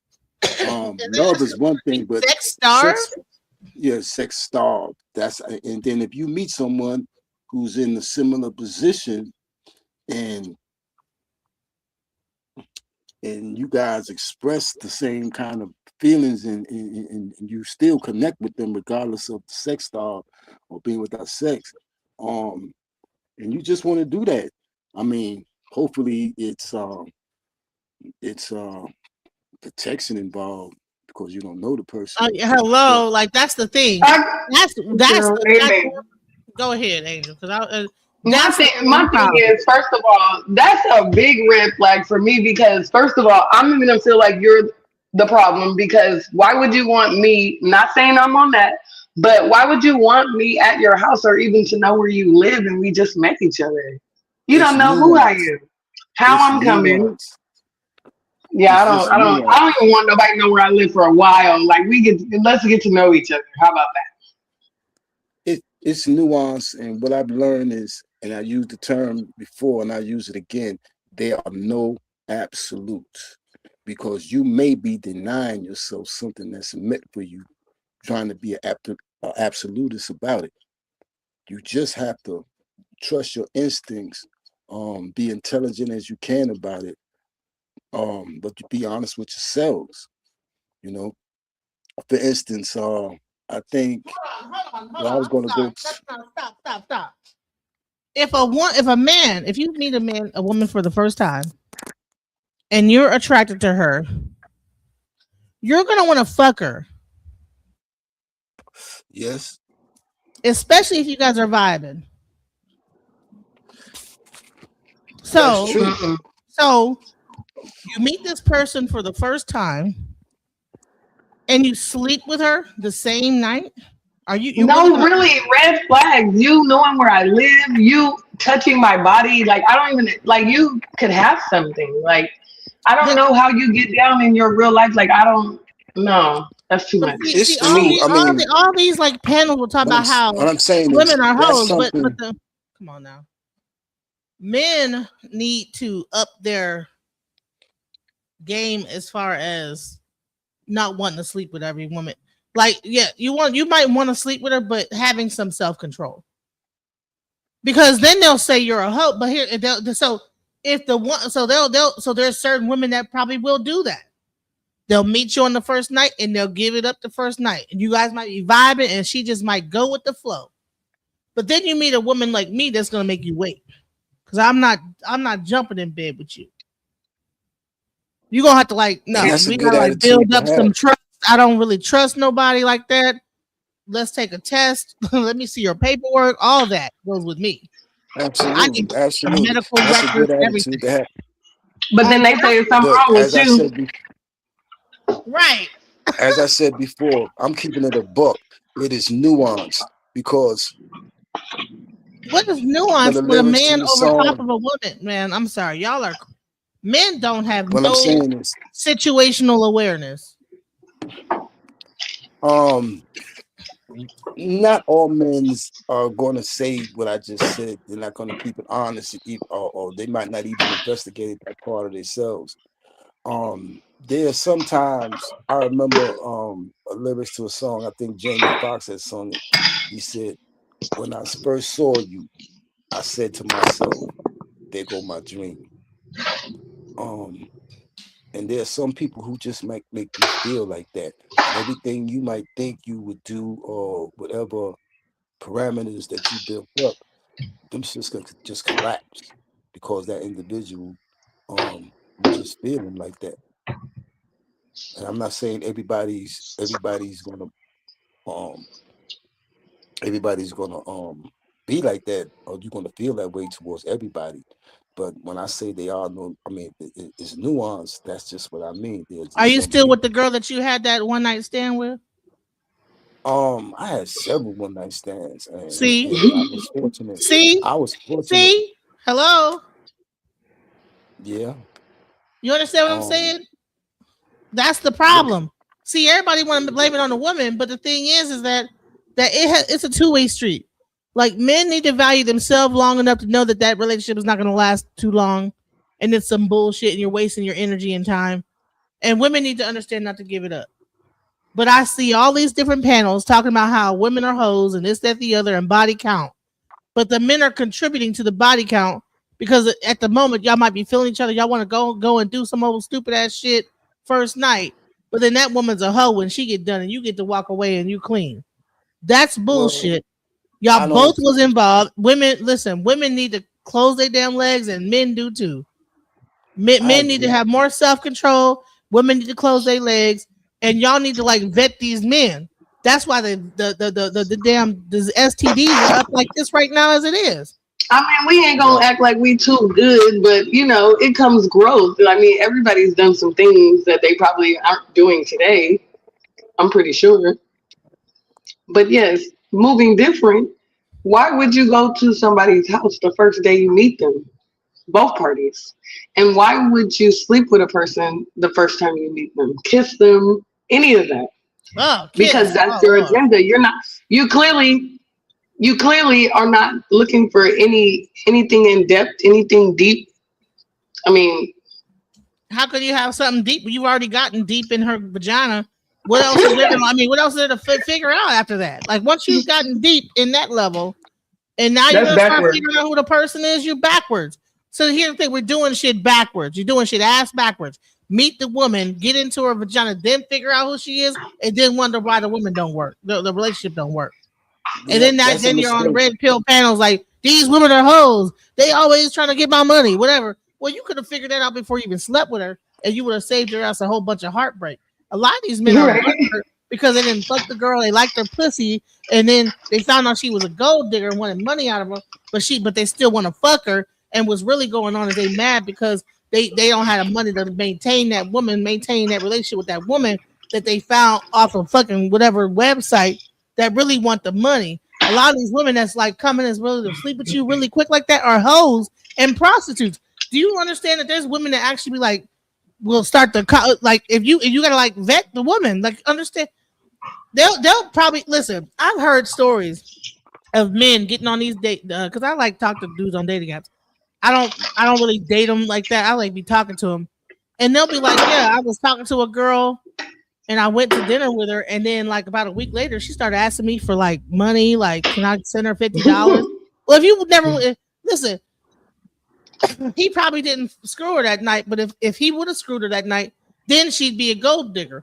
But if you didn't do it and you just got to like chill out, you'd find out that she's after money. She's a prostitute. But imagine you sleep her that same night and she's just putting on her best appearances and she really is a prostitute the whole time. You'd never goddamn know. Y'all men need to like stop that. Y'all need to like wake up, bro. Come on, bro. But then y'all want to talk about women being hoes and y'all women are hoes. Yeah, there is hoe women. There's women that are hoes. Literally for a living. That's what they profession is. Right. To get your money to like, and then so you don't got wrapped up sexually with her. You love the pussy, but then she get to ask you for money, and now she's a gold digger. Well, she was a hoe. She's a prostitute, and now she's asking you one of her tricks now, and now she won $50 every time y'all have sex with each other, and now you mad, or 100 or 250 or whatever. Can you pay my bills? But you could have figured that shit out by taking your dick and chilling it out and just waiting. And she probably would have asked you for money at some point, and you would have avoided that whole situation and wouldn't be on a red pill panel tripping. Not saying you, sir, but I'm just saying these men out here could have avoided all that shit. But let's hear what happens to this young lady after she meets the guy at the car wash. She goes out looking nice. Let's hear this story. Let's go. And I told him, I don't have anything planned. It just depends on what it is you're trying to do. And he was trying to invite me back to his place, and I said no. Fumblerooski. That's a fumble, bro. You fumbled it. Right? So if you're a woman, you hung out with this man all day. He's been cool. She said the vibe. Like, listen to what I'm saying. She said, so she liked him enough, physically enough. I'm saying we got past the initial physical attraction to go out on a date with him. He made her feel safe enough to go out on a date with him. She liked the date, right? She liked the date. She said she had fun. She liked the restaurant. The food was amazing. She liked the date. He didn't want the date to end. She was open to continuing said date. He then asks her to go back to his house. Trying to invite me back to his place, and I said no. So I ended up at my house, at home, with my seafood. I ate my seafood, and that's it. Haven't talked to him since. Don't plan on talking to him. I allowed the experience to happen, and then I allowed the experience to end. Now, let me tell you something. A nigga like that will get on Facebook and say, all these women, every time I meet a woman, they always ask me, they dine and dash. They just want meals. They just want to eat some food. Well, sir, you asked her to fuck you the moment after you had a date with her. The moment y'all got done eating, you went into, you want to go back to my place. That's what happened. These men are not being real about that. Don't ask a woman to come to your place because you went on one date and gave her some seafood. That is transactional. And then get mad when she asks for some money. Hello. Let's talk about it.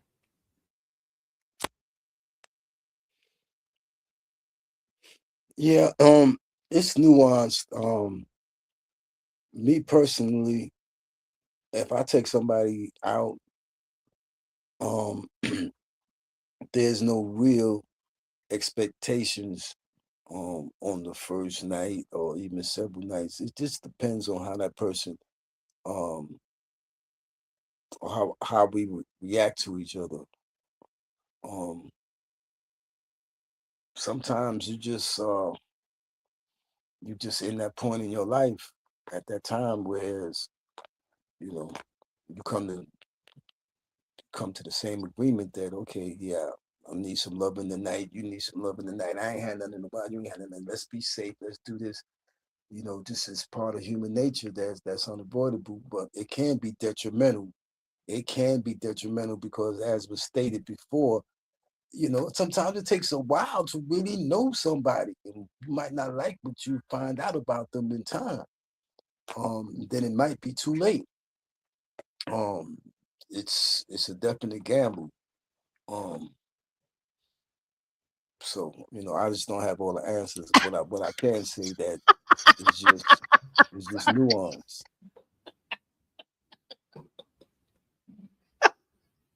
Genesis, why you laughing? It's a lot of ums.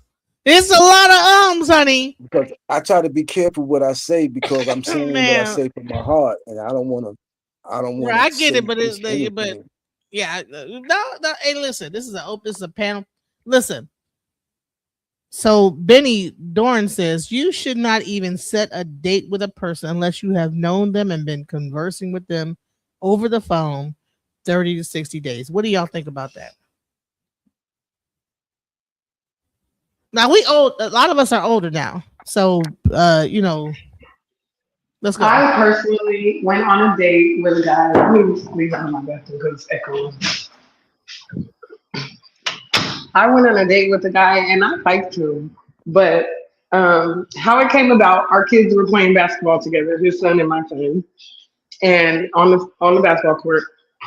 And my son is, I guess he was tripping him up a little bit, and his son got a little angry and he started trying to get aggressive. So he calmed him down, And then we went to talking, and he was like, you know what? Because I was like, I don't, we were talking about dating, and I'm like, I'm not even interested in dating, not each other, but. And he was like, you know what? I want to take you on a date. I'm gonna take you to a comedy show, show you a good time, show you what you're missing.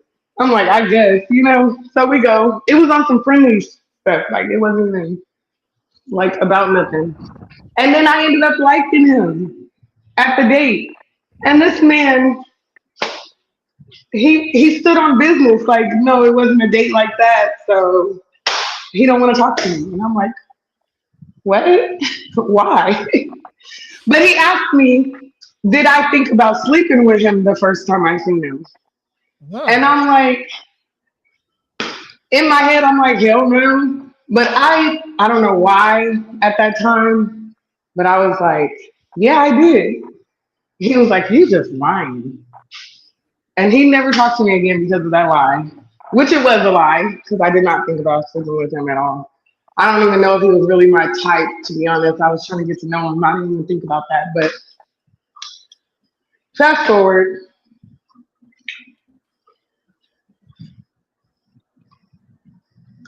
I have been looking for this man with a flashlight today. No, no. I really liked him, though. I really liked him, DJ. I really liked him.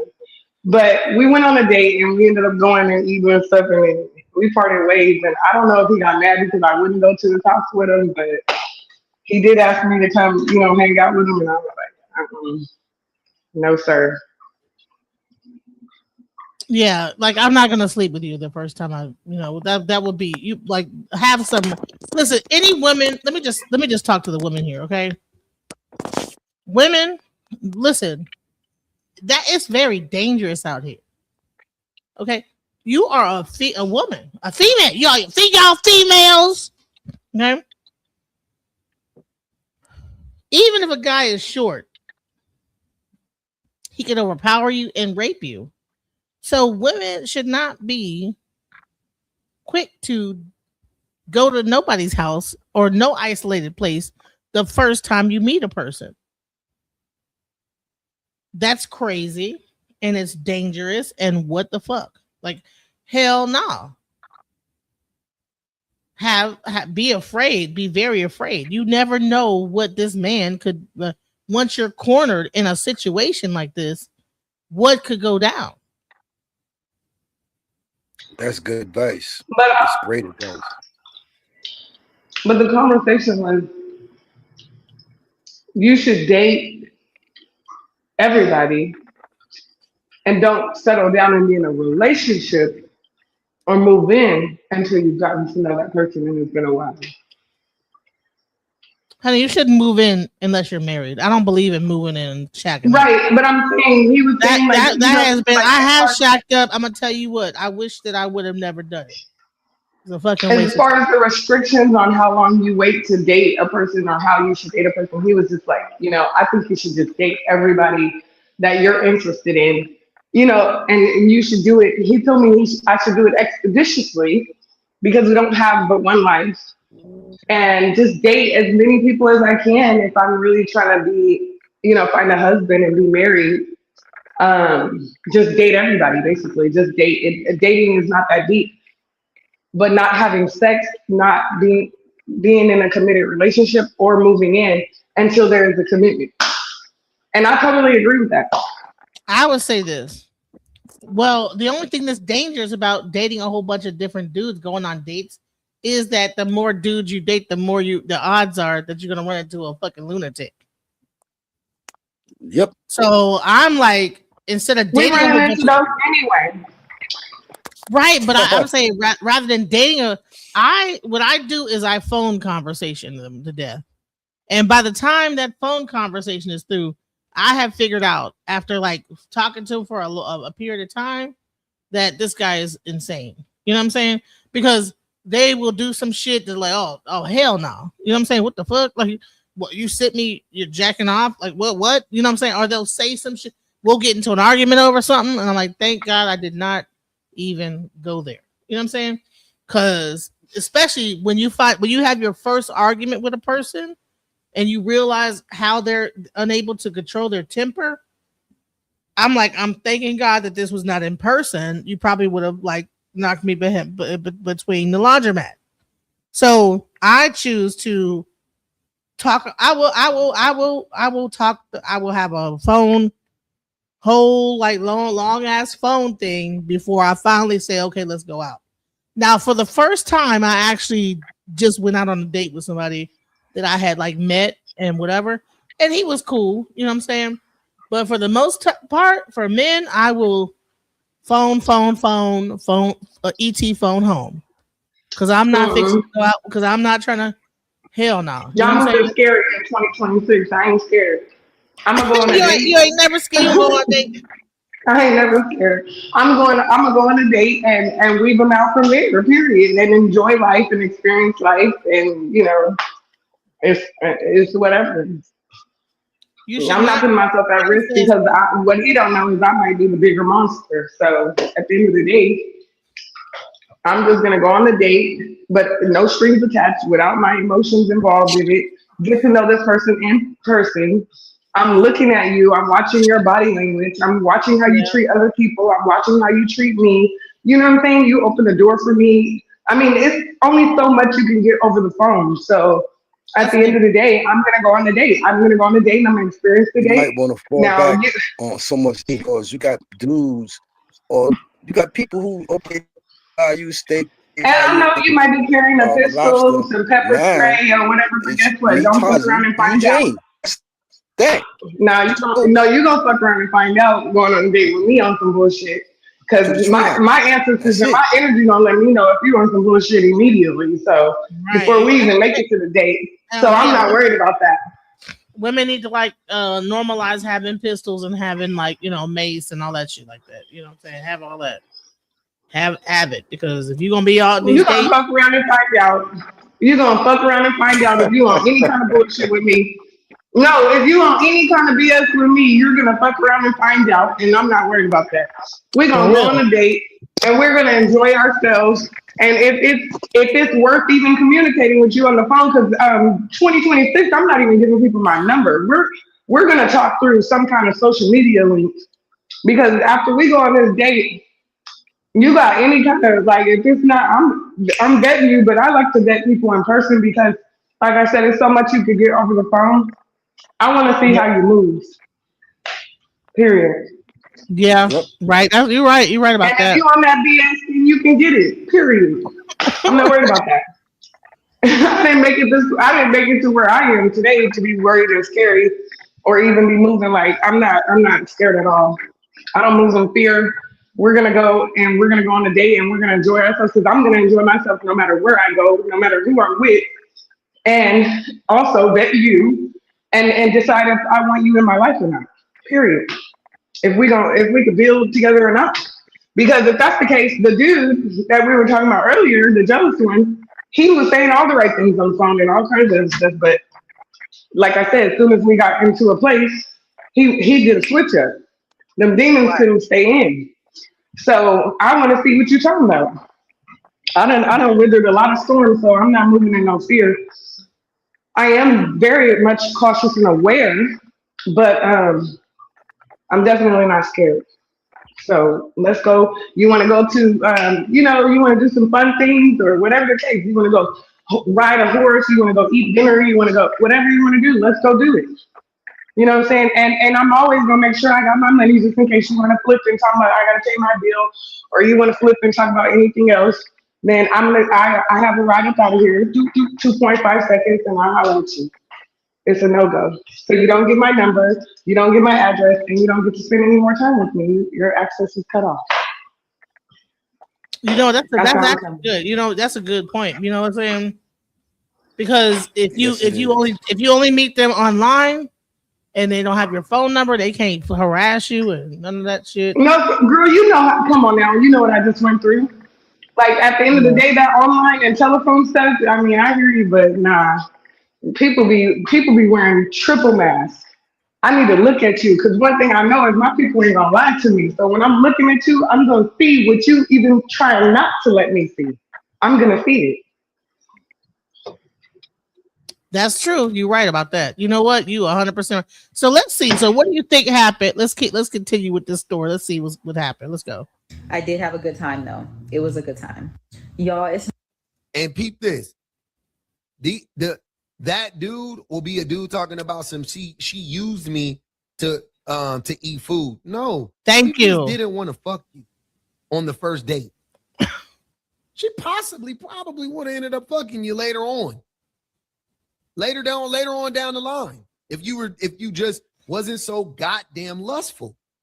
Hold on. Blocked on the phone, honey. You can look up a person's phone number and find out where they live, babes. So Angel's right about that. You know, yeah, don't give them your phone. You can get my social media, but not the phone. Call me on IG. But the phone, you could most of us got plans, you know, unless you got like a burner phone. But if you do talk to somebody on the phone, get like a fake number. Don't do the real phone number because they can find out where you live and everything. Yeah. Because I done looked up people's phone number, found their whole layout, like how many felonies they had. Trust me, fucking around with me, if I got your phone number, I know your whole background. Because I got people, I can okay, this is so-and-so, this is the phone number, this their name, everything. And by the time I'm through, I know every house you own. If you're divorced, if you're married, I know how many felonies you have. You have kids. I got listen. I got. You're the queen of background, huh? The background check. Okay. You give me your phone number, and I know your whole life.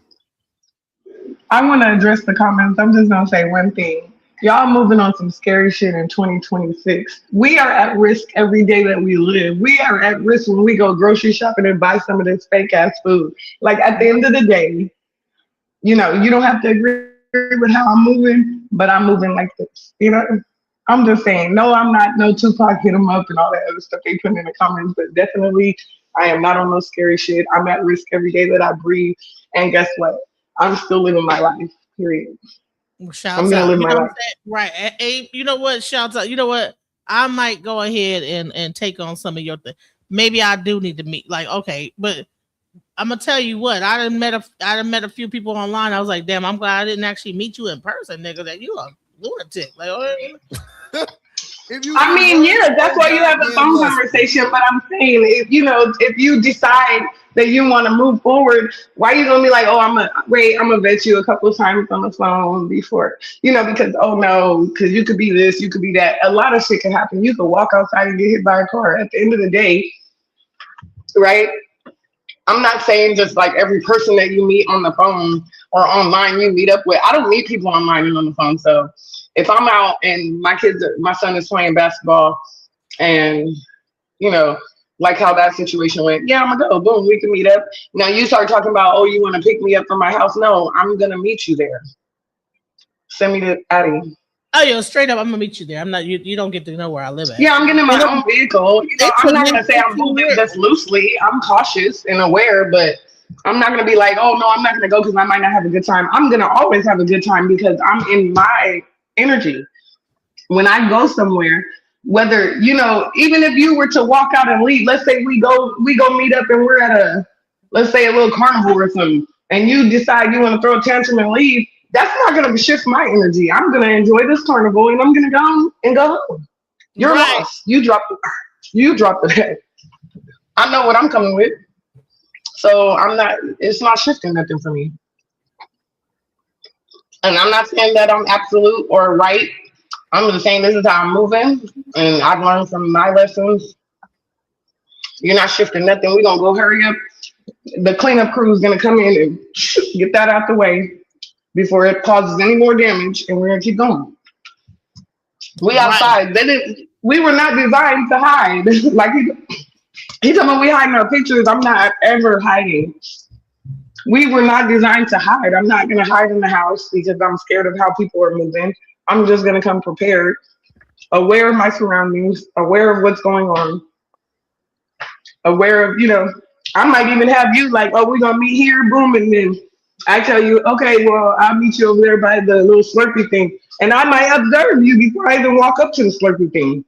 Because, you know what I'm saying? Like, I mean, come on now. We know how to move. Stop playing. Right. And then if I see any kind of fishy shit, you might not even get access to me. I might just go on in this place and enjoy myself and keep it pushing. And be like, hey, hey, my car broke down. I'll catch you on the next round, right? Right. Hello. You could have actually gotten, to a different level. You could have gone to a different level with her, right? That's what I'm like, man. It be us, man. It be us. If you don't see the problem in what just took place, I don't know what to tell you. Because that right there would be a humongous turnoff. Man, let me put it into a way maybe y'all will be able to understand, right? The way y'all like to lie on women and talk about how women want to use you for your money and all that stuff. Okay, so imagine, same scenario, you took her out already, right? You ask her where does she want to go? And after that, she names some swanky place that costs $100 a head to get into, and the drinks cost $50 a pop. I'm just making to make it extreme so you can understand what I'm saying. What would you feel? Or what if she said, let's go to the mall and go shopping? Or what if she said, let's go to Chanel, buy me a bag, buy me some perfume, something like that. Anything like that, right? Like, wouldn't it give it away instantly? Like, yo, that's too fast. If this was, listen to what I'm saying. If this was y'all 50th date and she said that, I'm sure you would look at it completely different. It's your first date. Context matters. If my wife says, hey, babe, let's go to Louis Vuitton. I want you to buy me a bag, or I want to buy a bag or whatever right now, I'll be like, bet. And I get one too because I want the Louis Duffel. Cool, let's go. I know my wife is down. I know she's not using me for my, you know what I'm saying? Like, I wouldn't think anything of her. I'd be like, cool, bet. If she would have said that to me in the first month of us dating, I would have been like, red flags. What the fuck are you talking about? That's a weird thing to ask, let alone the first date. But guys do that all the time. I'll make it even. Guys will just reveal their hand. Like, I want some pussy. Right. Like, just straight up, like on some like, oh, okay, yeah. And then we supposed to be like, and then, oh, you just wanted to have a meal. No, you just wanted some pussy, and it was very obvious, and you just didn't have no crumbs about just coming at me on some pussy. I'll slow it up a little bit. What if same scenario, you ask her where does she want to go, and she says, I want to take you to meet my father right now. What the fuck? No, I'm good. That's weird. That's a lot. For the first, that's a lot. No, I'm not ready to meet what? Your dad. No, I had a dude do that. He told me. Go ahead. He told me he wanted me to meet his family, and I was like, no, I don't really feel comfortable meeting your family. Like, I'm still trying to get to know you. Do you know this dude tells me we were supposed to be going somewhere, going out together. He pulled up to his mom's house, and he's like, come on. I'm like, no. And he's like, yeah, I want you to meet my mom. I said, so you're going to try and force me to meet your family, and I just told you I don't want to meet your family. Like, you're weird. Weird. Moving too fast. And these are all stories that, this is back in the day.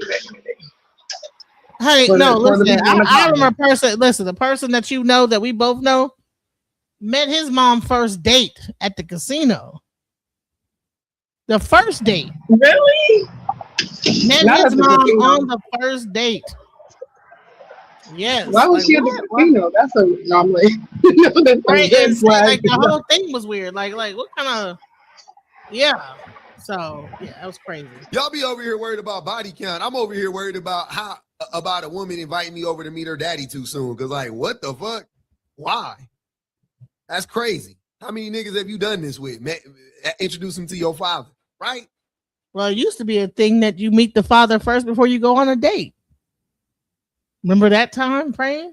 Back in the day, you meet the father and then you go on the date. So that's how convoluted we've gotten now, is that he thinks it's weird that she says, meet my father. But it used to be a time that before you go on the date, the first thing you do is meet the father. Hell, don't you remember prom? Wasn't it during prom you meet the father vets you, and then he says, okay? But you know, we're in this new time frame now where it's like that's weird to meet the father though. That's what I'm saying. The lustfulness. Maybe if you meet the father first, you won't be sending her dick pics and stuff, all that weird Right? ass No, shit. no. Why was I about to say the same thing? Like we in a new time, new day and age, and with a whole new generation, and they don't move like that. They ain't moving like that. They moving fast as hell and getting STDs and HIV and all this other stuff. That's what the problem is. Girl, they not just moving fast; they moving crooked. That's why I said, like, girl, please, I'll scope it out. I'm gonna see if it's something I want to do. Right? Like no. Like, people talking about being a cougar. Hell no, not the way these little young niggas is out here. Cougar is over. Any cougar, any people probably is a cougar now is putting their life on the line because these people out here wilding. You know, I mean, you should hear the stories of how people are contracting these diseases. It's like these people they don't even care about even having Girl, disease. I don't even want them to see what I look like until we show up for the date. Like I met you don't even know nothing. You know A in the circle online. And then when we pull up, I'm scoping out the team because I don't have time. I don't have time. Let's go. Is destroying the connections. Some of you men are hypersexual, and it's so uncomfortable and disrespectful. I remember I went on this date with this dude, and in the beginning, the conversation was cool. Like, we were talking about life and all the other stuff, getting to know each other. Then it quickly went into, if you know, you know. In the beginning, the conversation was cool. She liked him. Then the conversation took a turn. Turned sexual. At first, he started throwing out, hints. And I don't understand what guys don't get it. It's like if a girl is showing you the signs that they're not interested in that, why do they keep going? Because men are coercive. Like Tupac said, I don't want it if it's that easy. We don't want the women that want to give it to us. I mean, we'll take it, but we don't want the women that are too easy, right? Even though him doing that, he obviously was to me, it's like he was hoping you were easy, but at the same time, now that you're not easy, he becomes more aggressive. But if she was easy, he would still fuck her. That's the conundrum about men. If you're easy, he gonna still fuck you. But if you're not, then he'll respect you. But he gonna still fuck you at the same time. But how backwards thinking is that? And then they want us to take advice. You want me to let you lead me, but you're willing to stick your dick, which should actually be a higher priority than you going on a damn date and meeting a parent. Right, but be submissive. Submit to what? They're confused and delusional. And that's what am I submitting to? I'm submitting to a person that has no self-control. That at any moment that you have like this whole thing within your body, that if I said I would fuck you, you would fuck me. But if I said no, then I guess you respect me. But how many other women that you would probably even fuck that said yes, but then you want to come back to me, the person that said no, and then be still fucking other man? They're gonna be messing with those females in the background while they try to get to know you until you're willing to give it up. You know what I'm saying?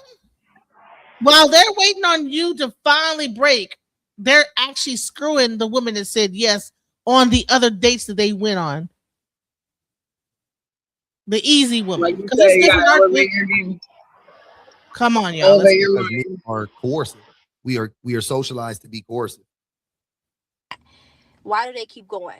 And then they keep pushing it. But what sent me over the edge? This man was so like, he wanted to let me know so bad that he just wanted to do it so bad. A guy rode past us on a bike. And he was like, "Ooh, I hate bikes." I'm like, "Why you don't like bikes?" He was like, "I don't like when my touches the seat." I'm like, okay. And I said exactly that. Then he kept going. He was like, something about things touching my area just makes me uncomfortable. I'm like, okay. I'm just saying okay at this point, right? So then he goes into saying how he doesn't like to wear underwear because it touches his manhood. He actually likes to be free. The whole time I'm going, okay, you're killing it for me. You're killing it for me. So then he also proceeds to say, you know, I also, since we're on the topic, remind you, he said, since we're on that topic, I remember I was talking to this girl and she just kept touching me in this area. And then he gonna look at me and say, what is it with y'all and touching men? And I looked at him and I said, why are you asking me? I was like, I made this face. I'm like, what? And he was like, does that mean like I don't get hints? I don't get these hints. Like, if you want it, just let me know. Remind you, I'm not even engaging in conversation at this point. This is how the conversation is legit just going. And so I'm just like, dang, like, you was a cool dude until you started talking about that.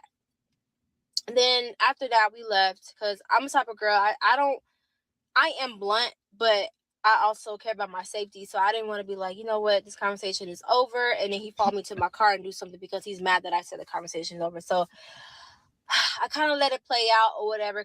So then when we left or whatever, he texted me because I wasn't going to text him at that point. So he texted me and was like, hey, you want to hang out again tonight? And I said, and do what? And then so he was like, what you want to do? I said, you asked me. He was like, well, it takes two people to come up with plans. No, it don't. You asked me. So then he was like, you want to come at my house or do you want to do something adventurous? I said, they love to come to somebody's house. Men. The lust will do it every time, y'all. The lust will do. Y'all need to cut that coming over my house. Y'all don't even know if this woman might have a dude in the background that's really about to like rob you. These men be so goddamn stupid and so dick centered.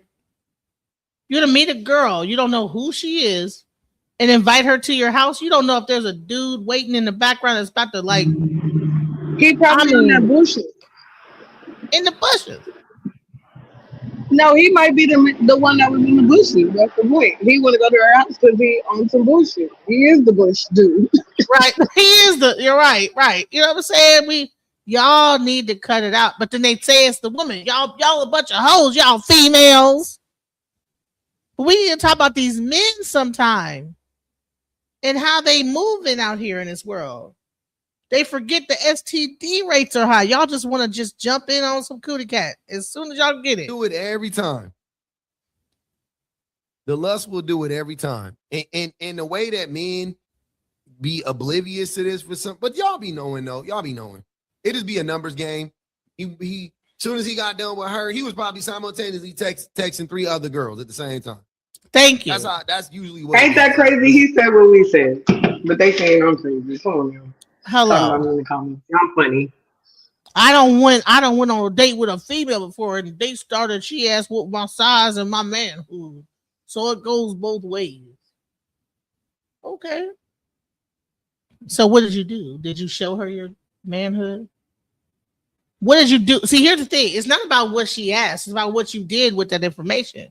Did you pull your dick out and show it to her and show how big it was, or say how big it was just so you could like get some pussy? Or did you say, man, that conversation is like, let's table that. You understand what I'm saying? Like a lot of men, when that happens, say, oh, it's an opportunity to get some pussy. They will probably whip their dick out. Like, okay, you wanted to see it, you did.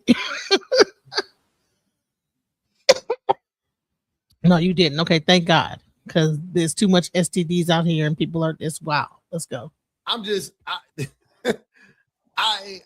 think that it is so hilarious how often men lie about this and act like this ain't what's going on. Like this ain't the reality. Sir, gentlemen, this is the reality. Get a hold of your Johnson. Get a hold of your sexuality, man. Y'all be overly freaked out. Y'all be some freaky ass frogs, man. Shit is crazy. And the women are openly telling us that ain't it. And y'all. So say if her energy was right and she asked you the same question, would you do it? Or would you have like some like rules to yourself to say, you know what, I'm not going to whip my dick out on the first date?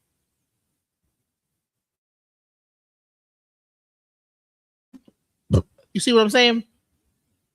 if the energy when y'all was vibing, y'all doing good or whatever, are you gonna still hold yourself to that same rule? Or would that be the exception to the rule where you would whip it out and say, yeah, it's like this.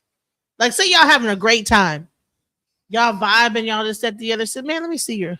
Yeah. Would you be like, oh, yeah. Or would you be like, no, we ain't, let's table that for the moment. That's the part that I'll just be questioning. Like, because like I said, men will say that women are hoes, but men also don't have as much self-control. If men exercise self-control as much as women did and everything, and we just was just all like having self-control and the STD rate will be down, everything would be a lot different. And I mean, the birth rate is already down, so a lot of this is really like not even happening on a higher scale as what we're talking about. But for those that are, that's where you get your STD rates. That's where you get all this other crazy stuff because there's people that's wild out here. I'm gonna make it fit. Because y'all like coercing women. Y'all like sleeping with women who don't want to sleep with you. That's really what it is. Right. So listen. All right. So I wanted to I'm about to wrap this up because we've been here for like hours. All right. This has been a great show. Man, we're damn near hitting on damn near about to be 4 hours. So I want, I know y'all got a Saturday, it's like 5 o'clock. You probably want to get out and do something. But let's get some before I get the final words. I just wanted to say this, and I really appreciated Miss Kit for what she actually said in her video. Okay. You can call me a feminist all you want, but I believe that we need to start having more standards. Women need to have more standards. Men need to have more standards on who they're sticking their dicks inside of. We all need to give a fuck. We need to start giving a fuck. You know what I'm saying? Because it's too much going on out here. Too many kids being born out of wedlock. Too much STDs out here.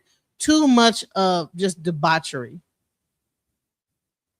And who gonna fix it but us, right? So let's talk about compromise. Let's go. Eartha Kitt? That's not for me to decide. Can anyone live with Eartha Kitt? That's not for me to decide. Not for someone who decides to live with me to decide. Not for me. But are you willing to compromise within a relationship? To compromise? What is compromising? Compromising for what? Compromising for what reason? To compromise? For what? To compromise. What is compromise? If a man came into your life, wouldn't you want to compromise? Stupid. A man comes into my life and I have to compromise? You must think about that one again.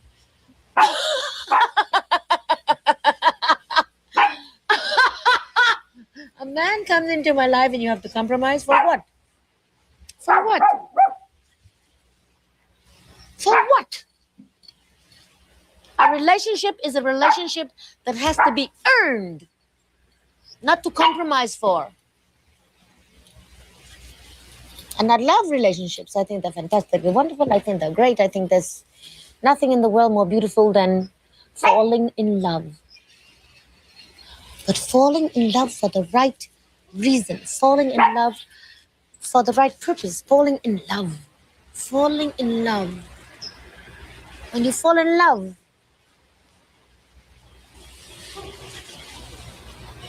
what is there to compromise about?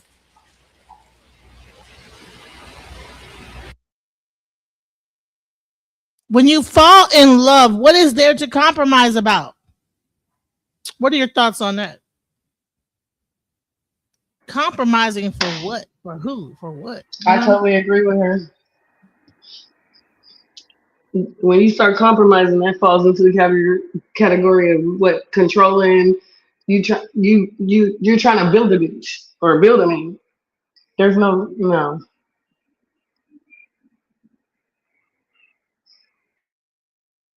I think that compromise, like, I mean, we meet each other in the middle, and we can work together. But why would I compromise anything? When something is compromised in the military, that means that this is tainted. That it is. You know what I'm saying? When something is compromised in any other situation, like, oh, say in business, something is compromised. That's not a good sign. To compromise anything is not good. Let's go. Isn't love a union between two people? Or does Eartha fall in love with herself? I think if you were to think about it in terms of analyzing,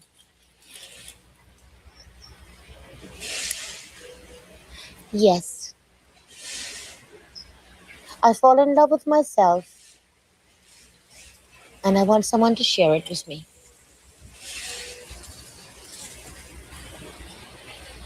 I want someone to share me with me.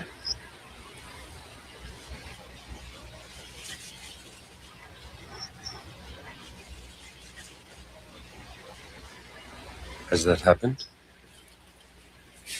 Bye, Waylon! Bye! Many times.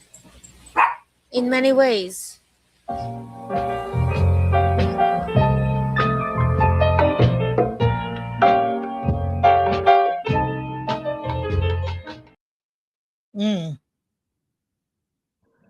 The crowd wants to know if you're gonna do a part 2.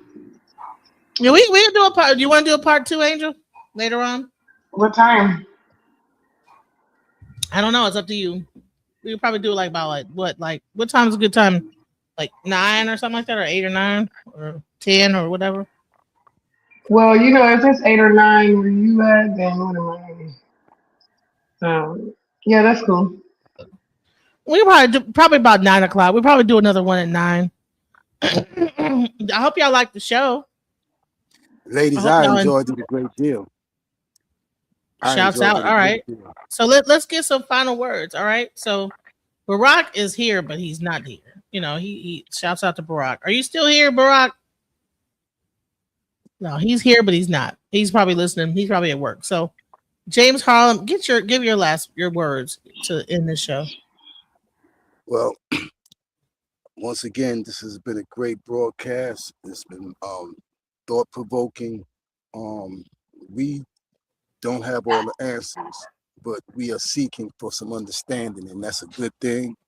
As far as compromise, the last thing that was spoke about, okay, we together, we moving forward together. You like to go hang out with the girls every night, 6:30 for some drinks or whatever. Okay, I need you, because I love you, to be with me more. Because I have to go to work at a certain time, and the only time I got to spend with you. So the compromise would be, okay, I'm gonna have to spend a little less time with you girls because my dude needs me, and this is the only time frame that is gonna be conductive to us being together. His compromise was allowing you to do that, even though he wanted to be with you at that time. He just wanted to make you happy by you doing what you wanted to do, but it started to affect them. You guys come together and express your thoughts to each other, then you form a compromise on what could be done so both of us can be more satisfied. All right, so that's your final word. As far as compromise, there are moments in life where there is some compromising to be done. All right. Until 9 o'clock, right? What time you coming back? About 9 o'clock. We're gonna come back and talk more about this. Yeah. Angel, what are your final words? Angel? Okay. I'm here. I just want to say it's all love on my part. We live, we learn, and that is the whole purpose. As far as compromise, I'm gonna touch on that, and I'll be ready for you guys at 9:00. All right. So you're gonna. Oh, okay. So you're gonna touch on compromise at the 9:00 show. Okay. I mean, unless you want to do a different subject. I mean, since we ended on that note, why not dig deep into that?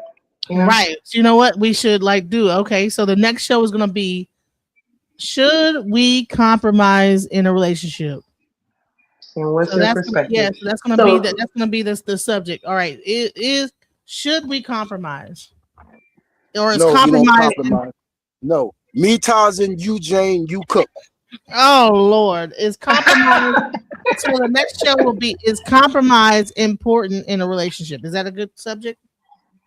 Yes. James, that's your perspective though, because see, I dated a chef, baby. I was with him for 7 years, and he cooked for me. So yeah, most men are better cooks than women half the time anyway. I mean, the whole chef industry is filled with men. So yeah, I cook pretty good myself, and I've been with women who couldn't cook as good as me, and I didn't mind making most of the meals. It's just you got to show some effort sometimes to cook something. Yeah, I like now you're tracking back on your word. I mean, I thought it was you cook. See, even in Africa, certain tribes, like the men are the one that cook. But this is like so you compromising right now. Hey, we'll talk about that more 9:00. All right. Listen, much love, guys. Thank you guys for being with us, man. It's almost been 4 hours. It's been 3 hours and 40 minutes. Shouts out to those who stayed. Much love. Make sure you hit the like button and subscribe if you have not. You know what I'm saying? If you can, next time, donate to the channel. If you're on like the mobile, I think it's like a super like or something like that. That you could give a little bit of little gifts to the channel. And I appreciate those gifts because it keeps the channel going. Because I got to pay a bill every month for StreamYard, and that helps me to keep it going. I appreciate everything. Much love to YS Millennial, my favorite mod. Peace out. And also Sakaya Israel. He's also one of my favorite mods. So much love to the mods. Much love to Nightbot. Peace out, guys. Have a nice day. Just when I thought I couldn't find my way out, yeah, I searched the God in me to find my way out. I know it can seem way out, but the Creator flows to and through me from way out. I'm talking way out, yeah, yeah, yeah. See, if you believe in the God in you,